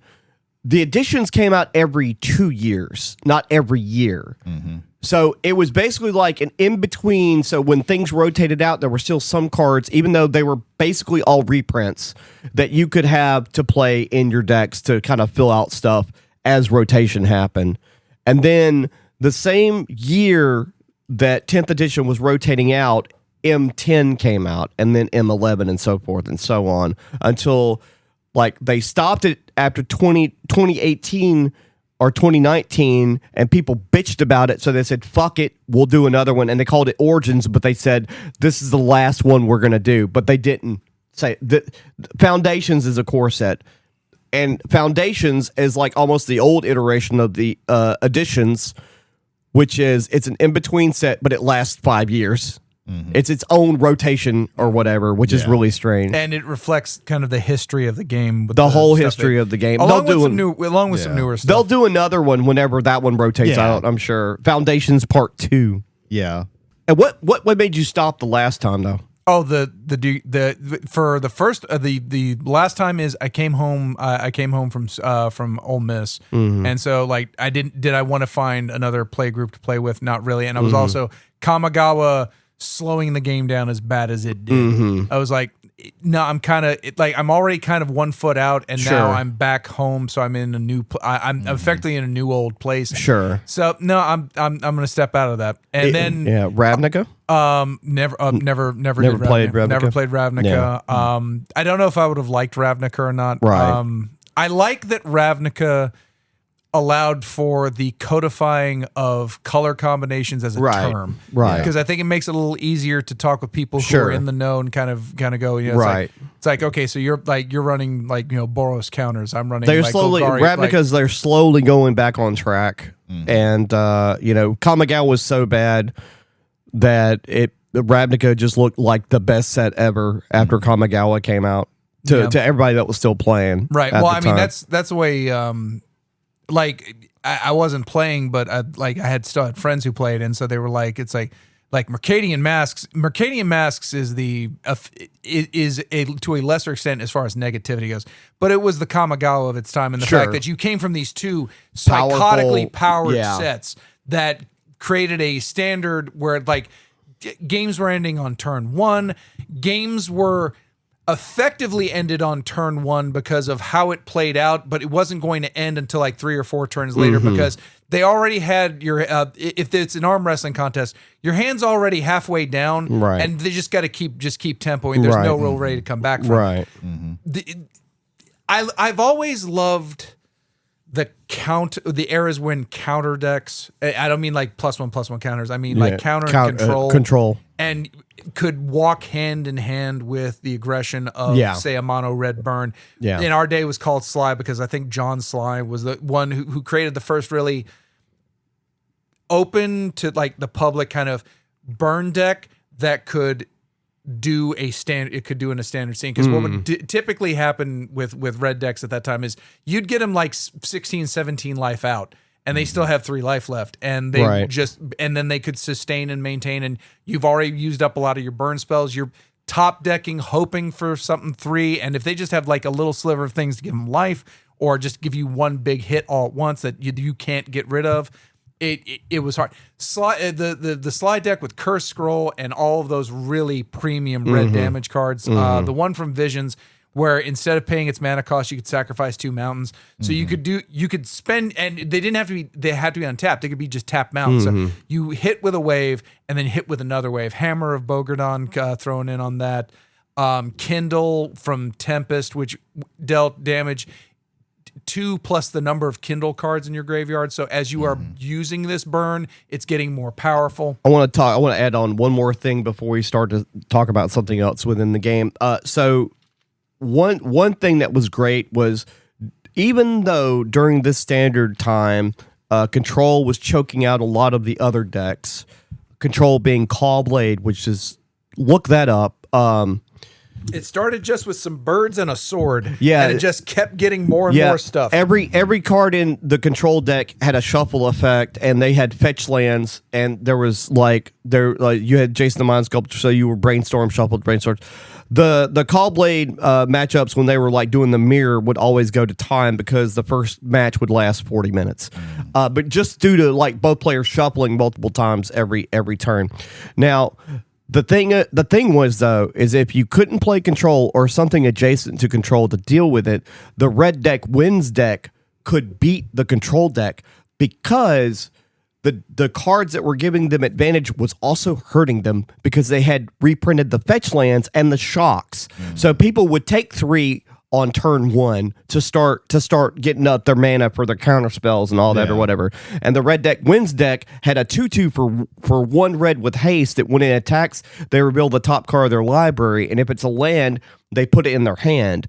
Now, that's some card advantage, but the problem is the Control players only want to have a full grip of 7, so they're having to discard cards even though it's card advantage. So the red deck wins deck actually did pretty good in that scenario, because the Control decks had to play the fetch lands against the other mid-range and other Control decks, but the RDW decks just played 18 mountains and like a bunch of one-costed dudes and burn spells, and were able to get... So let's talk about Commander. So you know what's cool about the Commander, and what keeps you playing the game.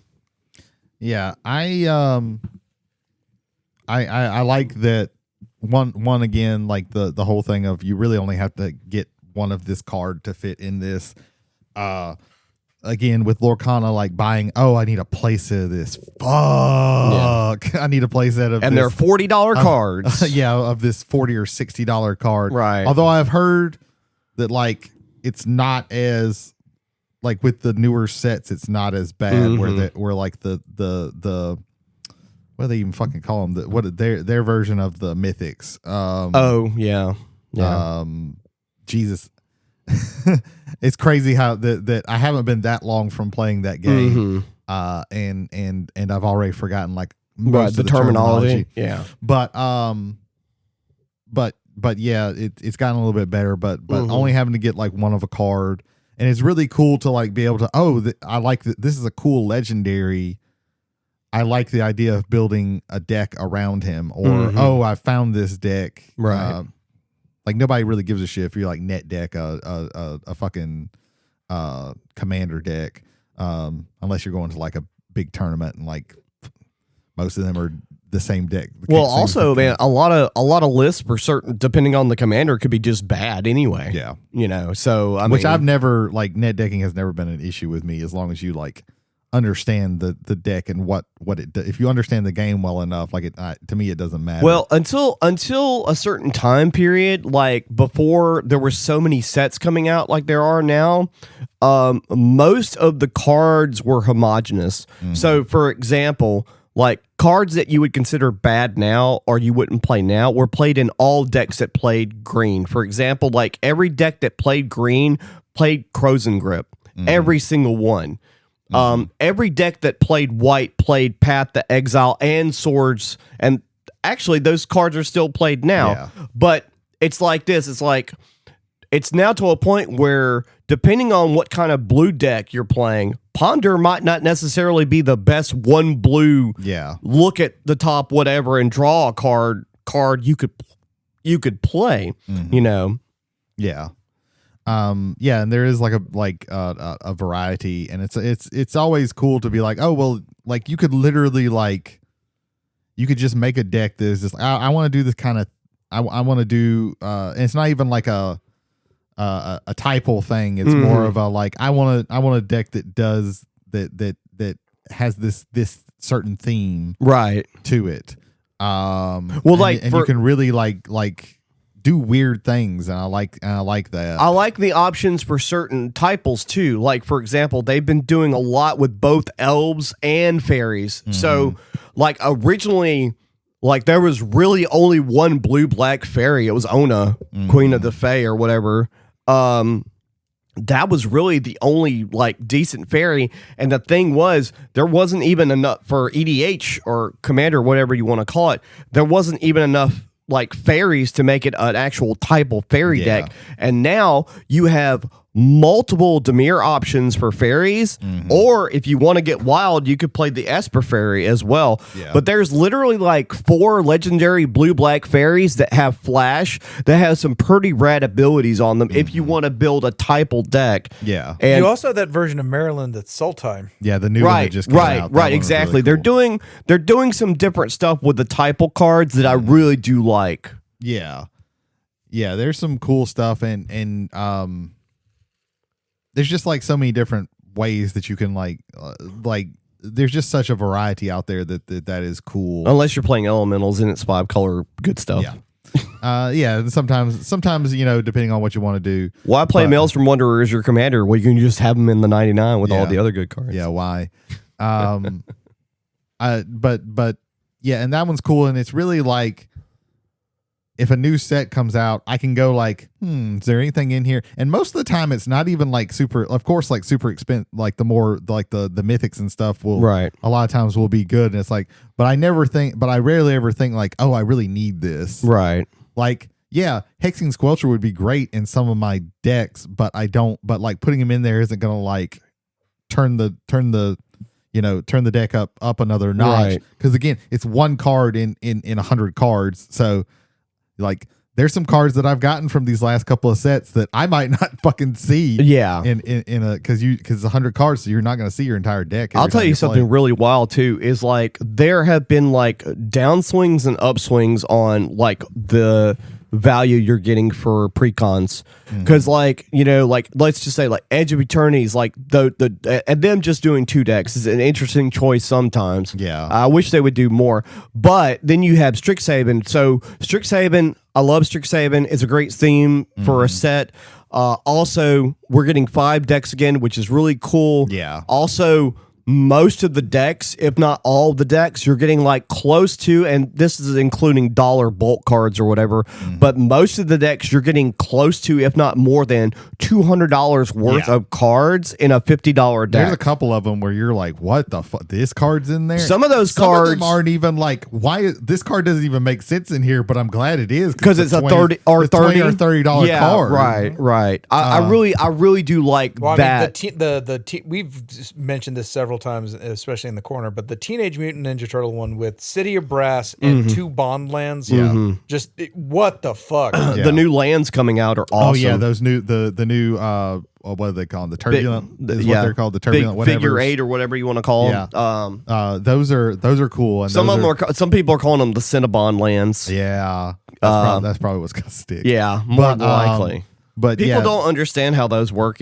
Also, like it's collectively. Your opponents have to collectively have 8 lands. Which is turn 3. Most of the time. And competitive players are like, it's terrible. It's terrible. For me, it's not terrible, because if you're playing fetch lands, it's just another turn 1 fetch. You're gonna have most of the time your shock land come into play tapped anyway. Just don't get that one, until later. It's another land that that possibly won't come in tap that has those land types on it, which is a big deal. I think those specific check lands are phenomenal in 2-color decks. Outside of that, then you start getting into some sketchy stuff if you're trying to get the best value. Yeah, but for your land play. Yeah, but that's another cool thing about, and that's another easy thing to like do with commanders. Like, okay, you just buy this deck. Oh yeah, and a starting oftentimes point. if you can get ones that are in the same, like if you buy any of the Strixhaven's ones, they're going to be they're all balanced. They're balanced against each other. Yeah. Even like the shitty like $35 ones that they have over there. If you just everybody gets one of those, like they're not going to be the greatest thing, but they're all balanced. There was old, and that's how it kind of started. Yeah, they tried to do that most of the time. The only time it didn't work out, because me and a group where I started hanging out with you guys, would do that every year, because it used to only be once a year they would do 4 to 5 commander decks, and we would all buy one, if not all of them, and all play against each other with the precons. And the Eminence decks are not balanced. Oh no. Dragons won every time. But the Dragon and Edgar Markov aren't balanced. The Dragon won every time, because we played 3 games. It lasted 6 fucking hours. And I played the Dragon because we randomly chose which deck we were going to play. And I played the Dragon's deck. And the Dragon deck had something none of the other decks had. It had a board wipe. And it was a one-sided board wipe. Oh, Jesus. Crux of Fate. So you just like blow up all non-dragons, I win the game. Yeah. Yeah. That card was in the Y'shtola precon, which there were better options than that, because there are no, I think there may be like 1 or 2 dragons maybe in her deck. Yeah. But she's not a dragon. They do make some weird choices when it comes to certain cards being in certain decks. Yeah. It's just the way it goes. But I just like how you can be like creative with when it comes to Commander, because it is a more casual format. So like I've just been looking at like any of the cards that say like for the past few months, I've just been kind of looking at any of the cards that just say you may have any number of this in your deck. Oh, like Slimes Against Humanity. Slimes Against Humanity. What's the rat one? Relentless Rats. There's also another rat. Rat Colony. There's 2 rats that do Rat it. Colony. Which I'll never do, because Rat Colony is a $10 like uncommon. It's like fuck that. If I need 25 of them, all those are expensive. Like the rabbits. The rabbits are expensive. Yeah. And then there's the they're all around like $5. There's the mono black one as well. That you it's the one where you sack 6 of them, you go get a demon. Yeah. But apostles. Yeah. Whatever they're called. But like those are cool. And I've been like, oh, what kind of decks can you make with these? And like some of them are not interesting, some of them are. Right. The one that I found was Tulak the Barbarian did a deck of Sid, Timeless Artificer. And that one was cool. That would be an interesting Thrumming Stone situation, I imagine. Yeah. Well, that one it's not like a super expensive deck. And it just uses like, was it like however many different SIDs there are actually. There are 15. There are 15. It uses just 15 of them. Cute. And it uses all of the equipment that creates the heroes. Oh yeah, the ones from Final Fantasy. Yeah, so they get continually boosted up. Oh nice. Because he works with heroes as well as he boosts it's heroes and artifact creatures. Yeah. I think. Yeah. What I like is because of certain bannings that people complained about forever. I think Dockside should stay banned forever. Sorry. There's space because of that. Mm-hmm. There's space in CDH to be creative. Yeah. To an extent. Yeah. Now you have to be playing some better cards. Mm-hmm. But there is space to be creative with the commander, at least in CDH. For example, like, Rograk and Silas Wren, nobody ever cast Silas Wren. Mm-hmm. They just cast the free commander and have counter spells for free and things like that, and sack him to get extra mana and things like that or whatever. But that deck did not exist before Dockside got banned. Mm-hmm. So there's creative space in a lot of creative space in Commander. Yeah, that's the thing that really draws me to it. And really, it's because I really like this what this card does. Yeah. What kind of deck can you make out of it? Yeah, and I wanted to do a specific like theme, like for example, like I have a Golgari deck that's probably coming apart soon because I'm disenfranchised with it, but it's a partner deck, and it's got like Tormund and the West Tree, Kadama the West Tree or whatever, the put a permanent into play for free guy or whatever, and Tormund's like whenever a card leaves your graveyard, you get a 2/2 zombie. Well, I'm trying to make like some bad version of Gitrog Monster, and that's what it is. It's a terrible version of Gitrog Monster. Yeah. But I did build the deck, and I still have all the landfall pieces. If I want to build another deck with landfall, I have those. Yeah, and Jay, I know you had been like very negative on Commander for a very long time. Still am, really. Like, I play the format because my friends play the format. If you guys were doing standard or modern, it would have been a much easier jump. I play it because my friends play it. I do think it is an inferior form of Magic. It from head down to toes. But it's something I can engage with my friends in something that is lightly competitive without having to go full on out. Now, you mentioned CEDH. That's where the sweat comes in. Yeah. And well, I would say that you're pretty close to that already. Every deck I build, I try to like optimize.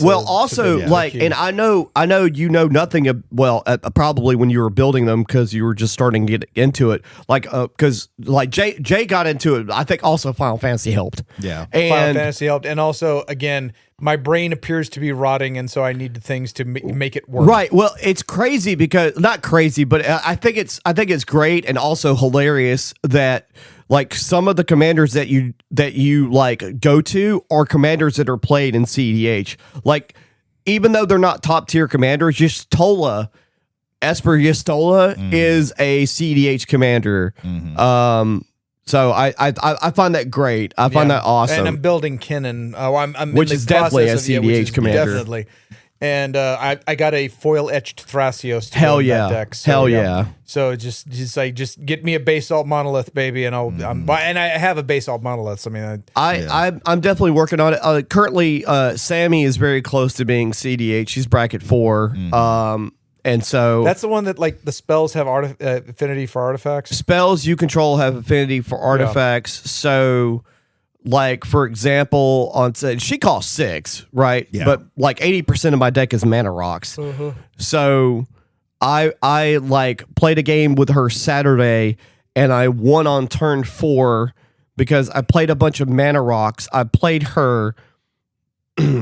I cracked a Lotus Petal for 1 red mana, casted Jessica's Will, got 3 free mana and 3 cards off the top. One of the 2 of the cards off the top were free mana rocks that tap for red mana, and one of the other cards on the top were like the impulse draws that you have with red, where you like exile whatever cards and you can cast however many. So I was able to basically cast an X spell for free that was X was 10 and got my 2 combo pieces and one with Ancestral Statue and Aetherflux Reservoir. So I just played a free, Yeah. and stormed everybody out. You talking about affinity made me think. I will say, so I have watched several games where people have played with some of the new stuff from Strixhaven. If anybody sits down with you and their commander is one of those fucking dragons, as soon as they play it, you need to either kill it or counter it. It does not need to be on the table. If you let that thing sit there for any amount of turns, you will eventually lose because those things are fucking cracked, and it's good that most of them are super fucking expensive. I'll say this also, like last Strixhaven, there are 5 decently powered dragons. 2 of them are really good though. Yeah. I think even the ones that people like people the Silver Quill one, people aren't like super on that, but that one is like sneaky good. Yeah. Because one, it's the cheapest one. Yeah. And there's some really dumb things that you can do with it being able to copy spells. Right. But I have seen two games where the storm, the dragon that gives instants and sorcery storm, Right. won in a completely ridiculous way, Right. and then the one who gave miracle won in a complete. I think that's the Boros one. That's the Boros one, or Lorehold.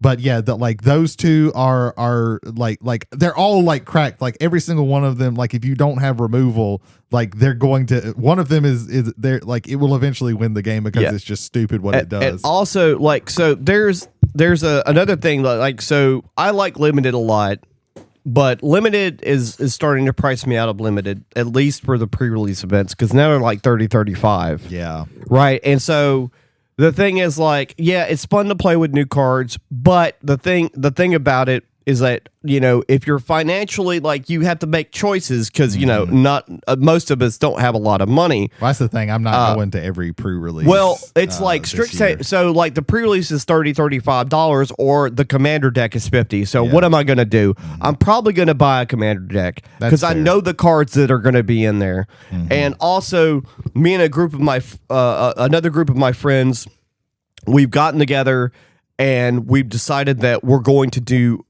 drafts. And normally you could just do that for the store. However, it's advantageous for us not to do that. Yeah. Because of the prices. Because some people buy booster boxes and hold on to them. For example, our friend Noah has a box of Mystery Booster 2. So all 8 of us throw $25 at Noah, and now we can draft Mystery Box 2.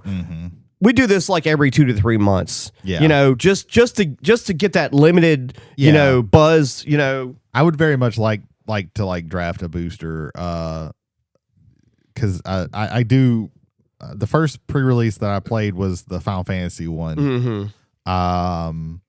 And I had a lot of fun, and every one that I've done after that I've had a lot of fun. There's some I didn't get to go to Yeah, the that I would sealed, have wanted to go to. Right. I really am still sad about like missing out on the pre-release for Edge of Eternities. But yeah, but there's too much coming out this year for me to like go to every single one. There's a lot. I didn't go to TMNT. I'm definitely going to Strixhaven this Friday. Okay.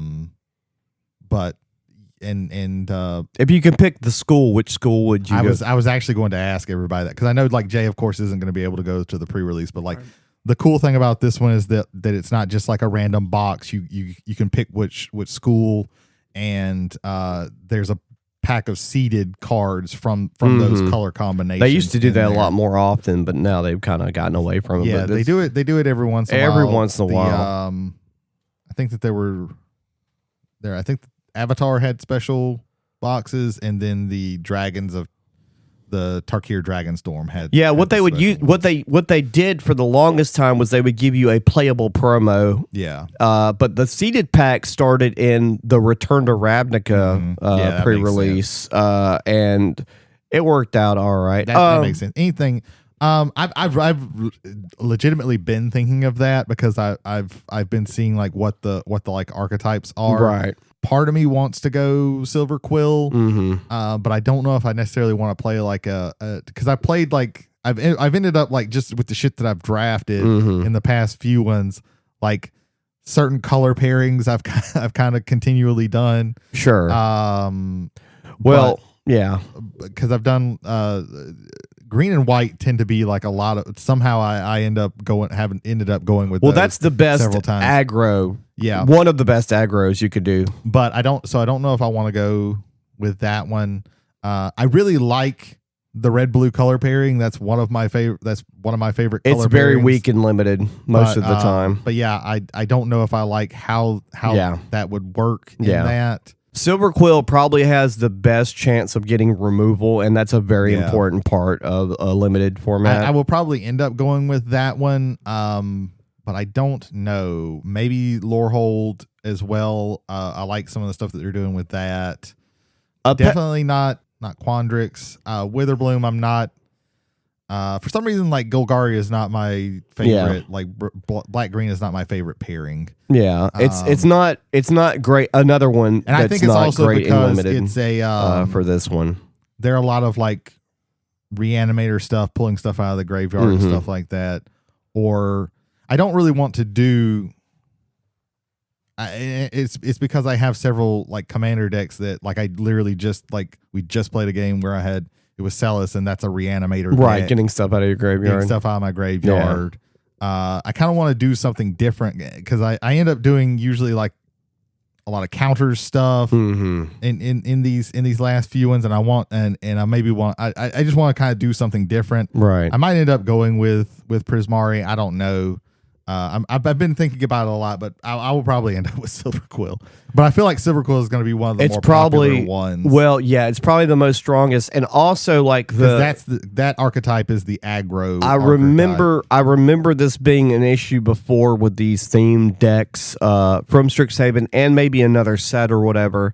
And some stores, our store thankfully doesn't do this, but some stores are doing it randomly. You're not going to get to choose because, well, they get so many allocated for each one. And our store is like, if they still have it, like I think they were even like last time they were like the week before, we're like, what school do you want? Because if you want a school, you better pay for it now. Because I think that Silver Quill was like a very popular school last time. So, because that's the best color pairing in limited outside of green white. The thing is, Boros is usually like low to the ground, cheap dudes get in fast. Nuh-uh. Not in Strixhaven. Like in Strixhaven, red white is like mid-range aggro, slow ass fucking shit that cares about how many artifacts you have in play and stuff like that. So be careful on that one. Well, I know with this one, like the lore hold is about bringing things. It's bringing things back from your graveyard, but using that to like that makes tokens and stuff. Like Quintarius or whatever his name is. Flashback. Is a big one with most. They of care those about cards. spirits that don't fly a lot. Yeah. Also, Jay, what school would you pick if you could? My heart wants to go with Quandrix. My brain tells me Silver Quill. Yeah. But my wallet, for the chance to pull a Witherbloom out of a Witherbloom dragon out of the pack, would say Witherbloom. Right. Like, I need to stress this. If there's something I don't like there's two things I don't like. One, I wish Seal Deck was still a thing. It isn't. Moving on. Seal Deck was my way of playing. It's only for pre-releases now. Yeah. Yeah. Well, I mean, even they like no. I mean, like here's a 60. Oh, you're talking about the tournament decks. Yeah, 60 card deck and 3 packs. Right. Build what you can out of that. Good luck. Right. Like that's cool. Yeah, that was cool. But that is a day and age far long and right. gone. Right. But you could pull a dual land out of those. Damn. The green, the earthbending Avatar pre-releases went the fastest solely because that in the seeded pack you had a chance at getting a Badger Mole Cup. Oh, that card's busted. When you've got a card, it's busted generally, but in limited. Generally limited, like everywhere Badger Mole Cup sets its foot, the earth bends. Literally, literally. Like it could maybe have a place in Legacy. I'd have to think about it, and I don't want to think about it too much. But it's in the vintage cube. No, Quandrix is my favorite color pairing of all time. It's I do Simic. Like the color pairing. It's Simic, and it's classic Simic with a few new takes on it. Very nice. Silver Quill is if you don't have like white green or even like an old or an older style Boros where it's hyper aggressive off the jump. Silver Quill kind of has that in the fact that its card elimination is also fucking super fast. Yep. And you're and then once you've cleared their board, your board is solid, and you just run over with it. Yeah. Well, there's a really good white black almost board wipe. I can't remember exactly what it's called, but it's like it's expensive. It's like 7. It's like 3, 2 white, 2 black, and it's like choose 4. You can choose the same thing twice, and it's like destroy. Like one of them is like destroy target creature or artifact, I think, and the other one is like bring back something of like from your graveyard of certain, and that's like a pretty cracked. Is it one of the newer command cards? Because like normally it's not command. It's I I can't remember what the fuck Right. it's called, but I But can is that see. does it have multiple modes on it though? Yes, That's- it has like Well, yeah. it's because it has the 2 modes and it's like choose 4 of Right. these and you can Yeah. choose. That's like the original the commands all had that, like Yeah. all of the cryptic command, and they did that. Yeah. They did that last time for Strixhaven as well. They were called something else, but they were basically all the command cards. So you could choose like modes Yeah. on them, and I like the flexibility of those cards. That's probably a sorcery too. Yeah. Yeah. Yeah, it's a If super, it's really expensive, it's going to be a sorcery. yeah. So yeah, I don't know. I did also want to ask, like, just like I've learned a little bit about like the different colleges and everything. Okay. And this might be a little bit trite or whatever, but like what college would y'all fit in? Like the actual college, like Yeah. if like again, we're doing like fucking Yeah, Harry yeah. Potter shit. Like what would you go That's to? fair. That's fair. I realized when like looking at like what they all are, I would probably end up being Lorehold because history and shit like that is what I am. They all more have the soft sciences. Yeah, they're almost, they're not exactly Ravnica. They're very close to Ravnica's themes on their adjacent. Like Golgari Witherbloom is still life and death, right? Yeah. They're still life and death. Like Simic and Quandrix are very close to their well, no, actually, I would say Quandrix is more thematically like Izzet. Like they're more they experiment more than Prismari. Yeah. Prismari is more straightforward than Izzet. Izzet is weird as fuck. And Quandrix is also weird as fuck. I don't know, man. I will say I got this idea because I had seen somewhere, I think it was on Reddit, where somebody listed like, here's the, like if you just map them onto courses you could take in college, like here's what each of the colleges right would do. Like of course, like Quandrix is more like your math stuff, with some like harder sciences. Lorehold has your softer sciences, your histories and stuff like that. Silverquill has like debate and your a lot of English courses. right. Witherbloom has like some of your hard sciences that are more like your botanies, biology, stuff Right. like that.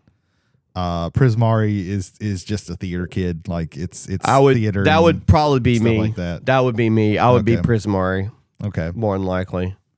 Likely Silverquill. Yeah, I was about to say. Yeah. Jay was the only one of Yeah. all of us where I'd be like, oh, Jay Silverquill. Yeah. Everyone assumes I'm Slytherin, but I'm actually a Hufflepuff. Okay. So I don't know, man. I took that test 4 times, Gryffindor every fucking time. Oh, God it. damn.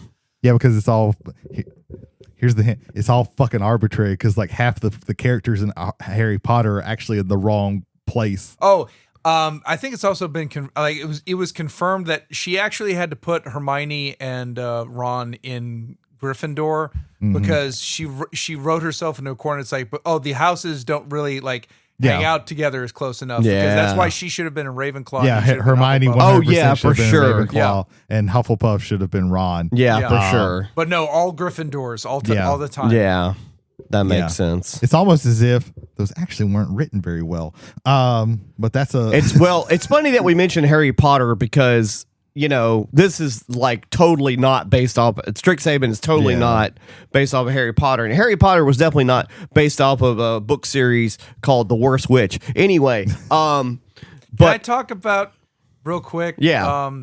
So the latest secret layers are just Yeah. Like, right. I like the counterbalance. That was the one with the eyes. The Okay. counterbalance. I like. First of all, I love the spell counterbalance. I like Right. some of the artwork. Like that, the artwork for that one with the eyes was really cool. It's just that none of the cards in there were like, if it was something that I maybe needed, but wasn't even like an expensive card and had really cool artwork, I could see myself getting that. But like, if it's not, if it's just like a very meh card, Right. It's not even like a good value card. Like none of them Yeah. are good value. Like they're all like really like shit. I would like the counterbalance, but I'd like it with if there was like one other card in the pairing or in the grouping with it. It's like, okay, I'm down, but there wasn't, so it's like, okay, I'm not because Yeah, I'm not I think- I'm not spending 30 base or 40 Right. for the foil for this one card, and then get some cards that I don't know what to do Yeah, with. I mean, it was That's like the big problem. The another problem that like, for example, when they first started doing secret layers, like one of the earlier ones when it was still print on demand, was like there were 4 bitter blossoms with 4 different artworks. But here's the thing. If you want that for modern, don't. It's bad. But if you did, you'd want them to all have the same artwork. And I understand the lure of secret layer because you want to like stand out or whatever. Yeah.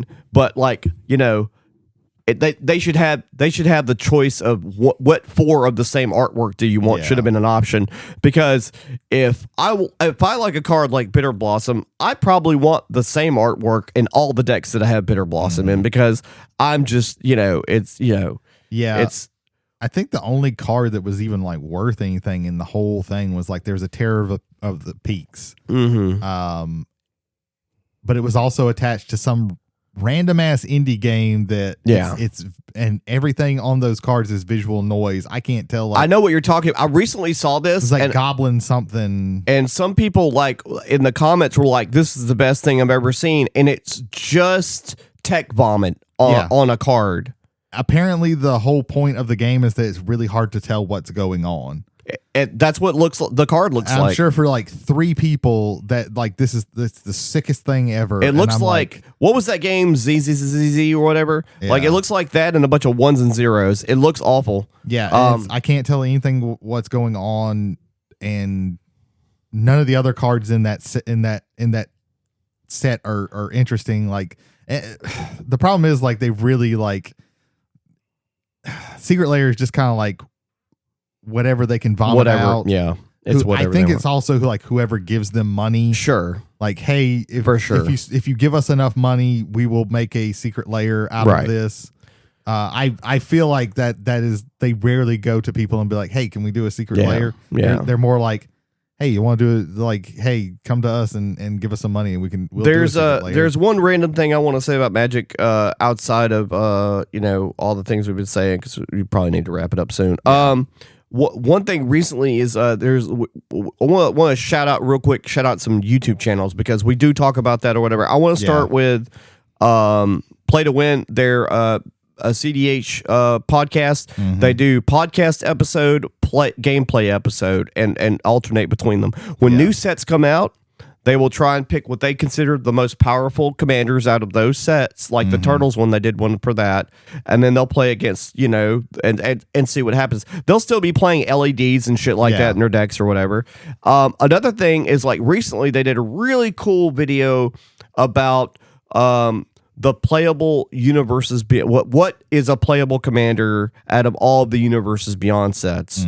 And of course, you know, like for example, like Marnius from the from Warhammer is like he's playable, even though he costs like 6 mana, because he has an infinite win on a stick. And they went through all of it, including the earlier secret layers, where they actually said, I wasn't expecting this, Glenn out of The Walking Dead was like one of the better commanders out of that set. But they also said, like, if you're going to play that guy, why aren't you just playing Rogsly? So that's the problem with CDH is like oftentimes you can be like, oh, this is an interesting commander, but then you look at it and it's like, well, this other commander or this commander pairing does what this does better. Yeah, the best black-white commander won't be Timna plus whatever else you want to play. Which is the problem. That's sad, but that's the format of CDH. So but CDH is again the competitive part. It is, but again, that's what it's going to be. You do have flexibility when new stuff comes out. You have a chance, but you're still going to be playing a lot of the same cards. You're still going to be playing, like, I think was it Food Chain in a lot of those decks, because if it's green, it's probably Food Chain. If it's red, you're probably playing Underworld. You got to play Underworld Breach. If it's black and blue, you're gonna have Thassa's Oracle and Demonic Consultation, and possibly Necroponents or Ad Nauseam. Necroponents, Ad Nauseam, or Tainted Pack. But Play to Win's a great channel. I've just discovered them like a couple of months ago. Yeah, I watch some of their stuff every once in a while. I like them. They're also entertaining as dudes. Very entertaining. Dylan and Cam, they're hilarious to watch. I do like that. their games, like they won't do a lot of like explaining in the games, but they will cut to like themselves being like, okay, yeah, this is what's going on here and why he was trying to do that. I do like that because sometimes it can be hard to follow a CEH game. And I also want to talk real quick about two more channels that you guys probably won't mention, so because we're going to probably talk about a couple of channels here. And Numont the Nummy, Kenji, he does only drafting. He does show up on some of the other channels that are going to get mentioned for live games, but not very often because he grinds out games. He uploads his VODs that he does on Twitch, on YouTube every day. So there's a video every day of him doing, like, he will go in blind on a new set, figure out what's going on, and then whenever he plays like 100 games of that, he'll go to there's in between things that go on Arena now, like the Vintage Cube and things like that or whatever, and he'll tell you the reason why he's doing something and so forth and so on, and teach you how to play limited drafting specifically. So Numont the Nummy, that's another one, and then another one like these are god damn it, my brain. Pack It Up, which is like a 4-player draft, where they randomly pick Chaos Draft 3 separate packs from 3 separate sets from Magic's history. And all play. They'll also, like, if a set's coming out, they'll just be like, okay, one of your things is a commander. Right. They just started doing that. So a collector booster. They did that. They did that for Turtles, I think, recently.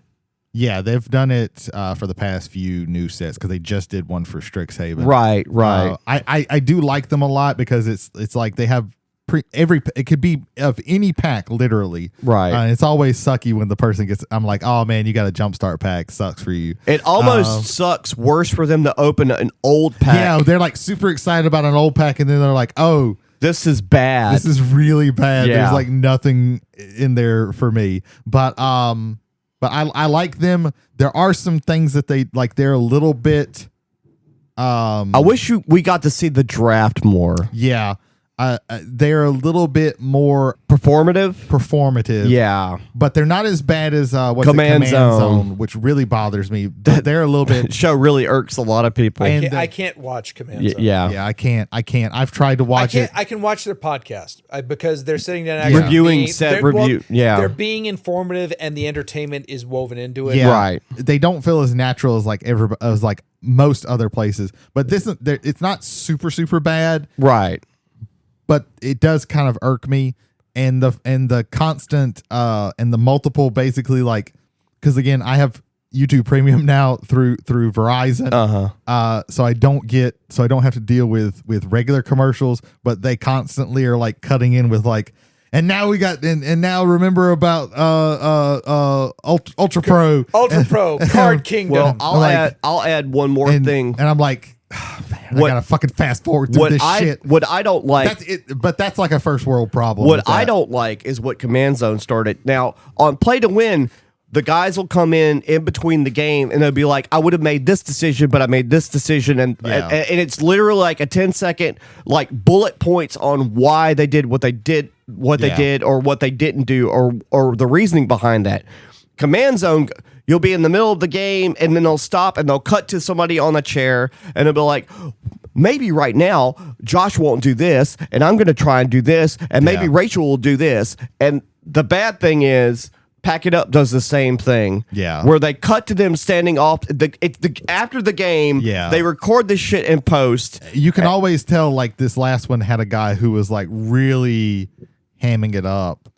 But sometimes you get a person who's not like that, right? Who's a little bit more natural, because it's always different people, right? So that helps. So that's my 3 channels. So it's Play to Win, Pack It Up, and Kenji, Numont the Nummy. Yeah, those are 3 YouTube channels I'm recommending for Magic the Gathering.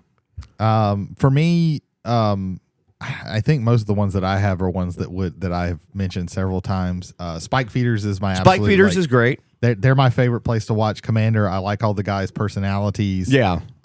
They're really good. They sometimes will do CDH, and then most of the time it's like a regular thing. And they have a little series like when a new set comes out, they'll play like a series of 4 games with commanders where the winner gets kind of rotated out and somebody gets rotated in, and then they'll play a final game with like of who won those 4 games. They'll play that. Yeah. And then the guy who they have one guy really who makes most of the decks, especially when they do stuff like this, and he's gotten to where now he'll come on and he'll talk about like his experience like building decks and stuff for it. I like them. They're my favorite. If I see them on other people's things, I will definitely, because I don't always watch some of these other people's things because they kind of, some of them grate on me, but if they're in there, I'll definitely I can't handle Brian Kibler, man. Yeah. Commander at home for some reason, I can't watch his wife is also a little bit depending, which is why like her other show, the Elder Dragon Hijinks, sometimes that one's okay. That one, it all depends on who else is on there to counterbalance. She was on Command Zone a couple times, and she was in there with them just lapping it up. Yeah, the other person that's on Elder Dragon Hijinks can grate at me too. But again, they will often have, if they have somebody on who I can like deal with, who like counterbalances. Sure. It. Command Zone, like nobody. Like I've watched, like, the professor's on this. I like watching him. I like watching him talk about things, but I don't like watching him play Magic. I like watching him play Magic. Not on the Command Zone. Yeah, no, fuck no. Tolarian community, like they're shuffle up and play. Yeah, I like him. Yeah. I also like with him. I like that he's kind of a sore winner and a sore loser. Oh, he's very much that. So it's always fun when people are fucking with him. Right. But them, like, they're my favorite, like, commander, like, really Magic, I think, probably. Right. I'm always excited when a new shuffle up and play. Yeah. Well, I'm talking about Spike a Feeders, new one. yeah. Let me watch that next. Scry Babies is one of my, I like them a lot. Yeah. They're I do good. like Scry Babies. They will do a lot of CDH. I like some of these shows being like low tech too. Yeah. They don't go crazy with the production because they ain't got the money for it. It's just like a few camera you angles. got a table and a couple camera angles. And it's always, I think it's like at one of their homes. Oh, it's definitely at a house somewhere. I want to say that they mentioned that. Yeah. And most of the time it's like her boyfriend, who is one of the top CDH guys. Yeah. Coincidentally, and like some of their like it's usually them like over and over, and sometimes they'll do CDH. They'll do CDH a lot, and they're good because I like it's very easy to follow their games. But they'll also do other stuff too, and they do podcasts. I don't usually listen to like when these channels do the podcasts, but except for like Decked Out, I watch their podcast. Sure. And then a new one that's very recently came out is Spell Slayers. Okay. It's 2 drag queens from RuPaul's Drag Race. They were on Pack It Up. The two that were on Pack It Up and Command Zone as well. They've been on several things. I think they've been on the Shuffle Up. Yeah, Shuffle Up and Play. Yeah. It's Irene the Alien and Bosco. Yeah. So they basically play Commander in full drag. Yeah. I think the first episode had Gavin Verhey in drag. Yeah. Which very was entertaining. Which was funny. Yeah. They're pretty good. It's the first time I've ever seen somebody actually like basically lie in Commander. Like they said, "Oh, I'm gonna do this. Oh, I'm not gonna kill you," and then they were like, "Oh, I think I can kill you both, so I'm gonna try and do it now." So from now on, they were like, "Oh, she lies. She lies. Don't believe anything she says." What about you, Jay? Covert Go Blue. Covert Go Blue. Right, I like Covert Go Blue. It's comprehensive. Like if you want standard, like if you want modern, if you want Commander, you can get them all from his channel. Yeah. He goes all the way back to the beginning as well. Yeah. Like his first event, he put Mesa Falcon in his deck because you had to have something from Homelands in it. When the correct choice would have been Serrated Arrows. But it is what it is. But I also love that of all of them, he is the most accommodating to players outside of the game. Right. Like he has brought on Raren from Hearthstone, Simu from the Yu-Gi-Oh community. Yeah. Others have done it. Like I've seen Simu and a bunch of Yu-Gi-Oh players on Tolarian Community College. Right. And it was fine. Yeah. But yeah, no. Covert, no, to me, just like he hits every single mark of someone you'd want to be a ambassador for the for the totality of Magic. Yeah. So my number one first and foremost there is I like him. is Also, like adjacently, I like most people that have that kind of sort of like low, like down to earth mentality and like personality. Like Spice 8-Rack is his own channel, but he's on a lot of the other ones as well. There's also not in the same category, but the Magic Historian. I don't know if you watched any of his stuff, but he talks about stuff typically outside of the game. He usually talks about things that are like financials and stuff like that, but not in the same way that Rudy does. There's also the Nitpicking Nerds. Yeah, I like them. Those guys are pretty cool. That started with this. I've gotten a lot of good ideas from them. that channel started with Beezy and his buddy, and ended up being Beezy and his wife. Yeah. So I like that story because it's a romantic one. So that was a really nice one. There's also. I'm probably forgetting there's so many good content creators out there. Yeah. There's Guild Pack. That's sort of a new one. Yeah. I think that was the one that I was thinking of. There's Guild Pack. There is there used to be a lot more not more, but there used to be more specifically Commander EDH channels that don't exist anymore. Yeah. There used to be one, and the episodes are still up. Top and Go Productions was one, and their show was the other 99, and another one was I cannot remember the name of it right now, but it was one. And the sad thing is, since the channels have not been active for like 8 or more years, all of their deck lists are terrible. Yeah. So that's just the way. That's just the way it is. There's another person now. I don't know if their personality might get on your nerves or not, but they have some interesting takes, and their channel is called 33 Elk, which is what. 33 Elk works a lot with Maultown. I've seen. Who I really like. I've seen.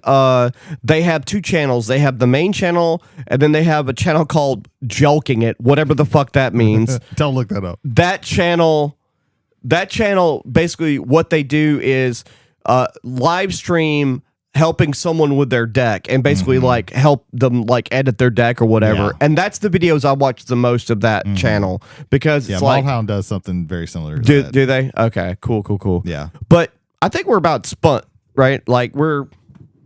I think we are. Yeah. Okay. Well, hopefully you found this illuminating. It was kind of all over the place. But I think we talked about some interesting topics. So yeah, we're going to roll into the station. When this comes out, it will be pre-release day, right, Jay? Yeah, it'll be this Friday. So yeah. So hopefully if you go to a local game store, if you are in the Gaucher area, McNarb Gaming will be having their pre-release stuff. There's several places over the coastal area to go to. And if you're not near here, find your friendly local game store. Support your friendly local game store. Yeah, I have if you haven't played in a pre-release, it's usually pretty casual. If you have an asshole there, being super competitive, punch him in the face. Fuck it. If you have at least 50 people there's going to be at least 5 or 6 sweaty dudes. Assault is a crime. Bear that in mind. Yes. Also, bring deodorant and maybe not spray it into the room when you smell somebody. But might want to cut that. Don't cut that. Leave that in. Well, the one that I'm going to has a sign that says, "Hey, you better not be smelling funky when you come in." So yeah, I have a lot of fun at pre-release. That's what it's supposed to be. It's supposed to be a good time. It's a fun puzzle figuring out the deck. And so I would recommend it. Again, McNarb Gaming, who is one of our sponsors, they provide us with this area to come and talk to you every week. So check them out if you were looking for pre-release or commander decks. I haven't talked to them with what I'm wanting to get that Silver Quill one. Yeah, so I and need to not see just if because land tax is in it. yeah, it's got some. I just want it to keep it as like a precon, so I can bring it out in a low power. I love what they did, like what they did last time with like the fucking list cards or whatever. Mm-hmm. Like you could open a demonic tutor or some shit or whatever it is. I mean, not demonic tutor, but they have special cards that you can, out of the set. Well, there's the mystical archives, like Force of Will and Vampiric Tutor in this one. There's also there's some wild things some you good could shit, and apparently it's not like the bonus sheet cards of like some of the last few sets where it's been like really hard to get. Right. I've what was that, Brothers War? There were so many like shitty ones or whatever it was. I can't remember. Well, in Final Fantasy, like the bonus sheet was like pretty common, and then for like the next like set, like every set after that, like they like the commonality of the bonus sheet was like knocked down, like was so like far. mythic rarity or something. Yeah. Some of it was because like it was very limited what was on the bonus sheet, but like for like Avatar, like it was very rare for you to get a bonus sheet card if you weren't in a collector booster. Right. So yeah, I think that is it for us. So for Travelers on the Omnibus, I am Bray Davis. I'm James McCarthy. I'm Jody Kite. We went counterclockwise. It was amazing. We'll see you next time. I believe we'll be watching the movie The Toxic Avenger. No, not that one. The other one. No, not that one. The other one. No, not that one. The other one. Yes, that one. That one. We're going to watch that one. That one right there. Yeah. Like we so were try pointing. and figure out which one. Yeah. and watch all of them. Watch all of them. Make sure your mom watches. Yeah, oh, the one where he fights Satan. Watch that one specifically with your mom. Before or after? I did, and it worked out great. Oh. Yes. Warnings had to be put in every video store in their city. It was crazy. Toxic Crusaders. Was not a good lead-in for you to watch. Oh, no, the it was Toxic very Avenger bad. Some movie. might say it was the best lead-in for it.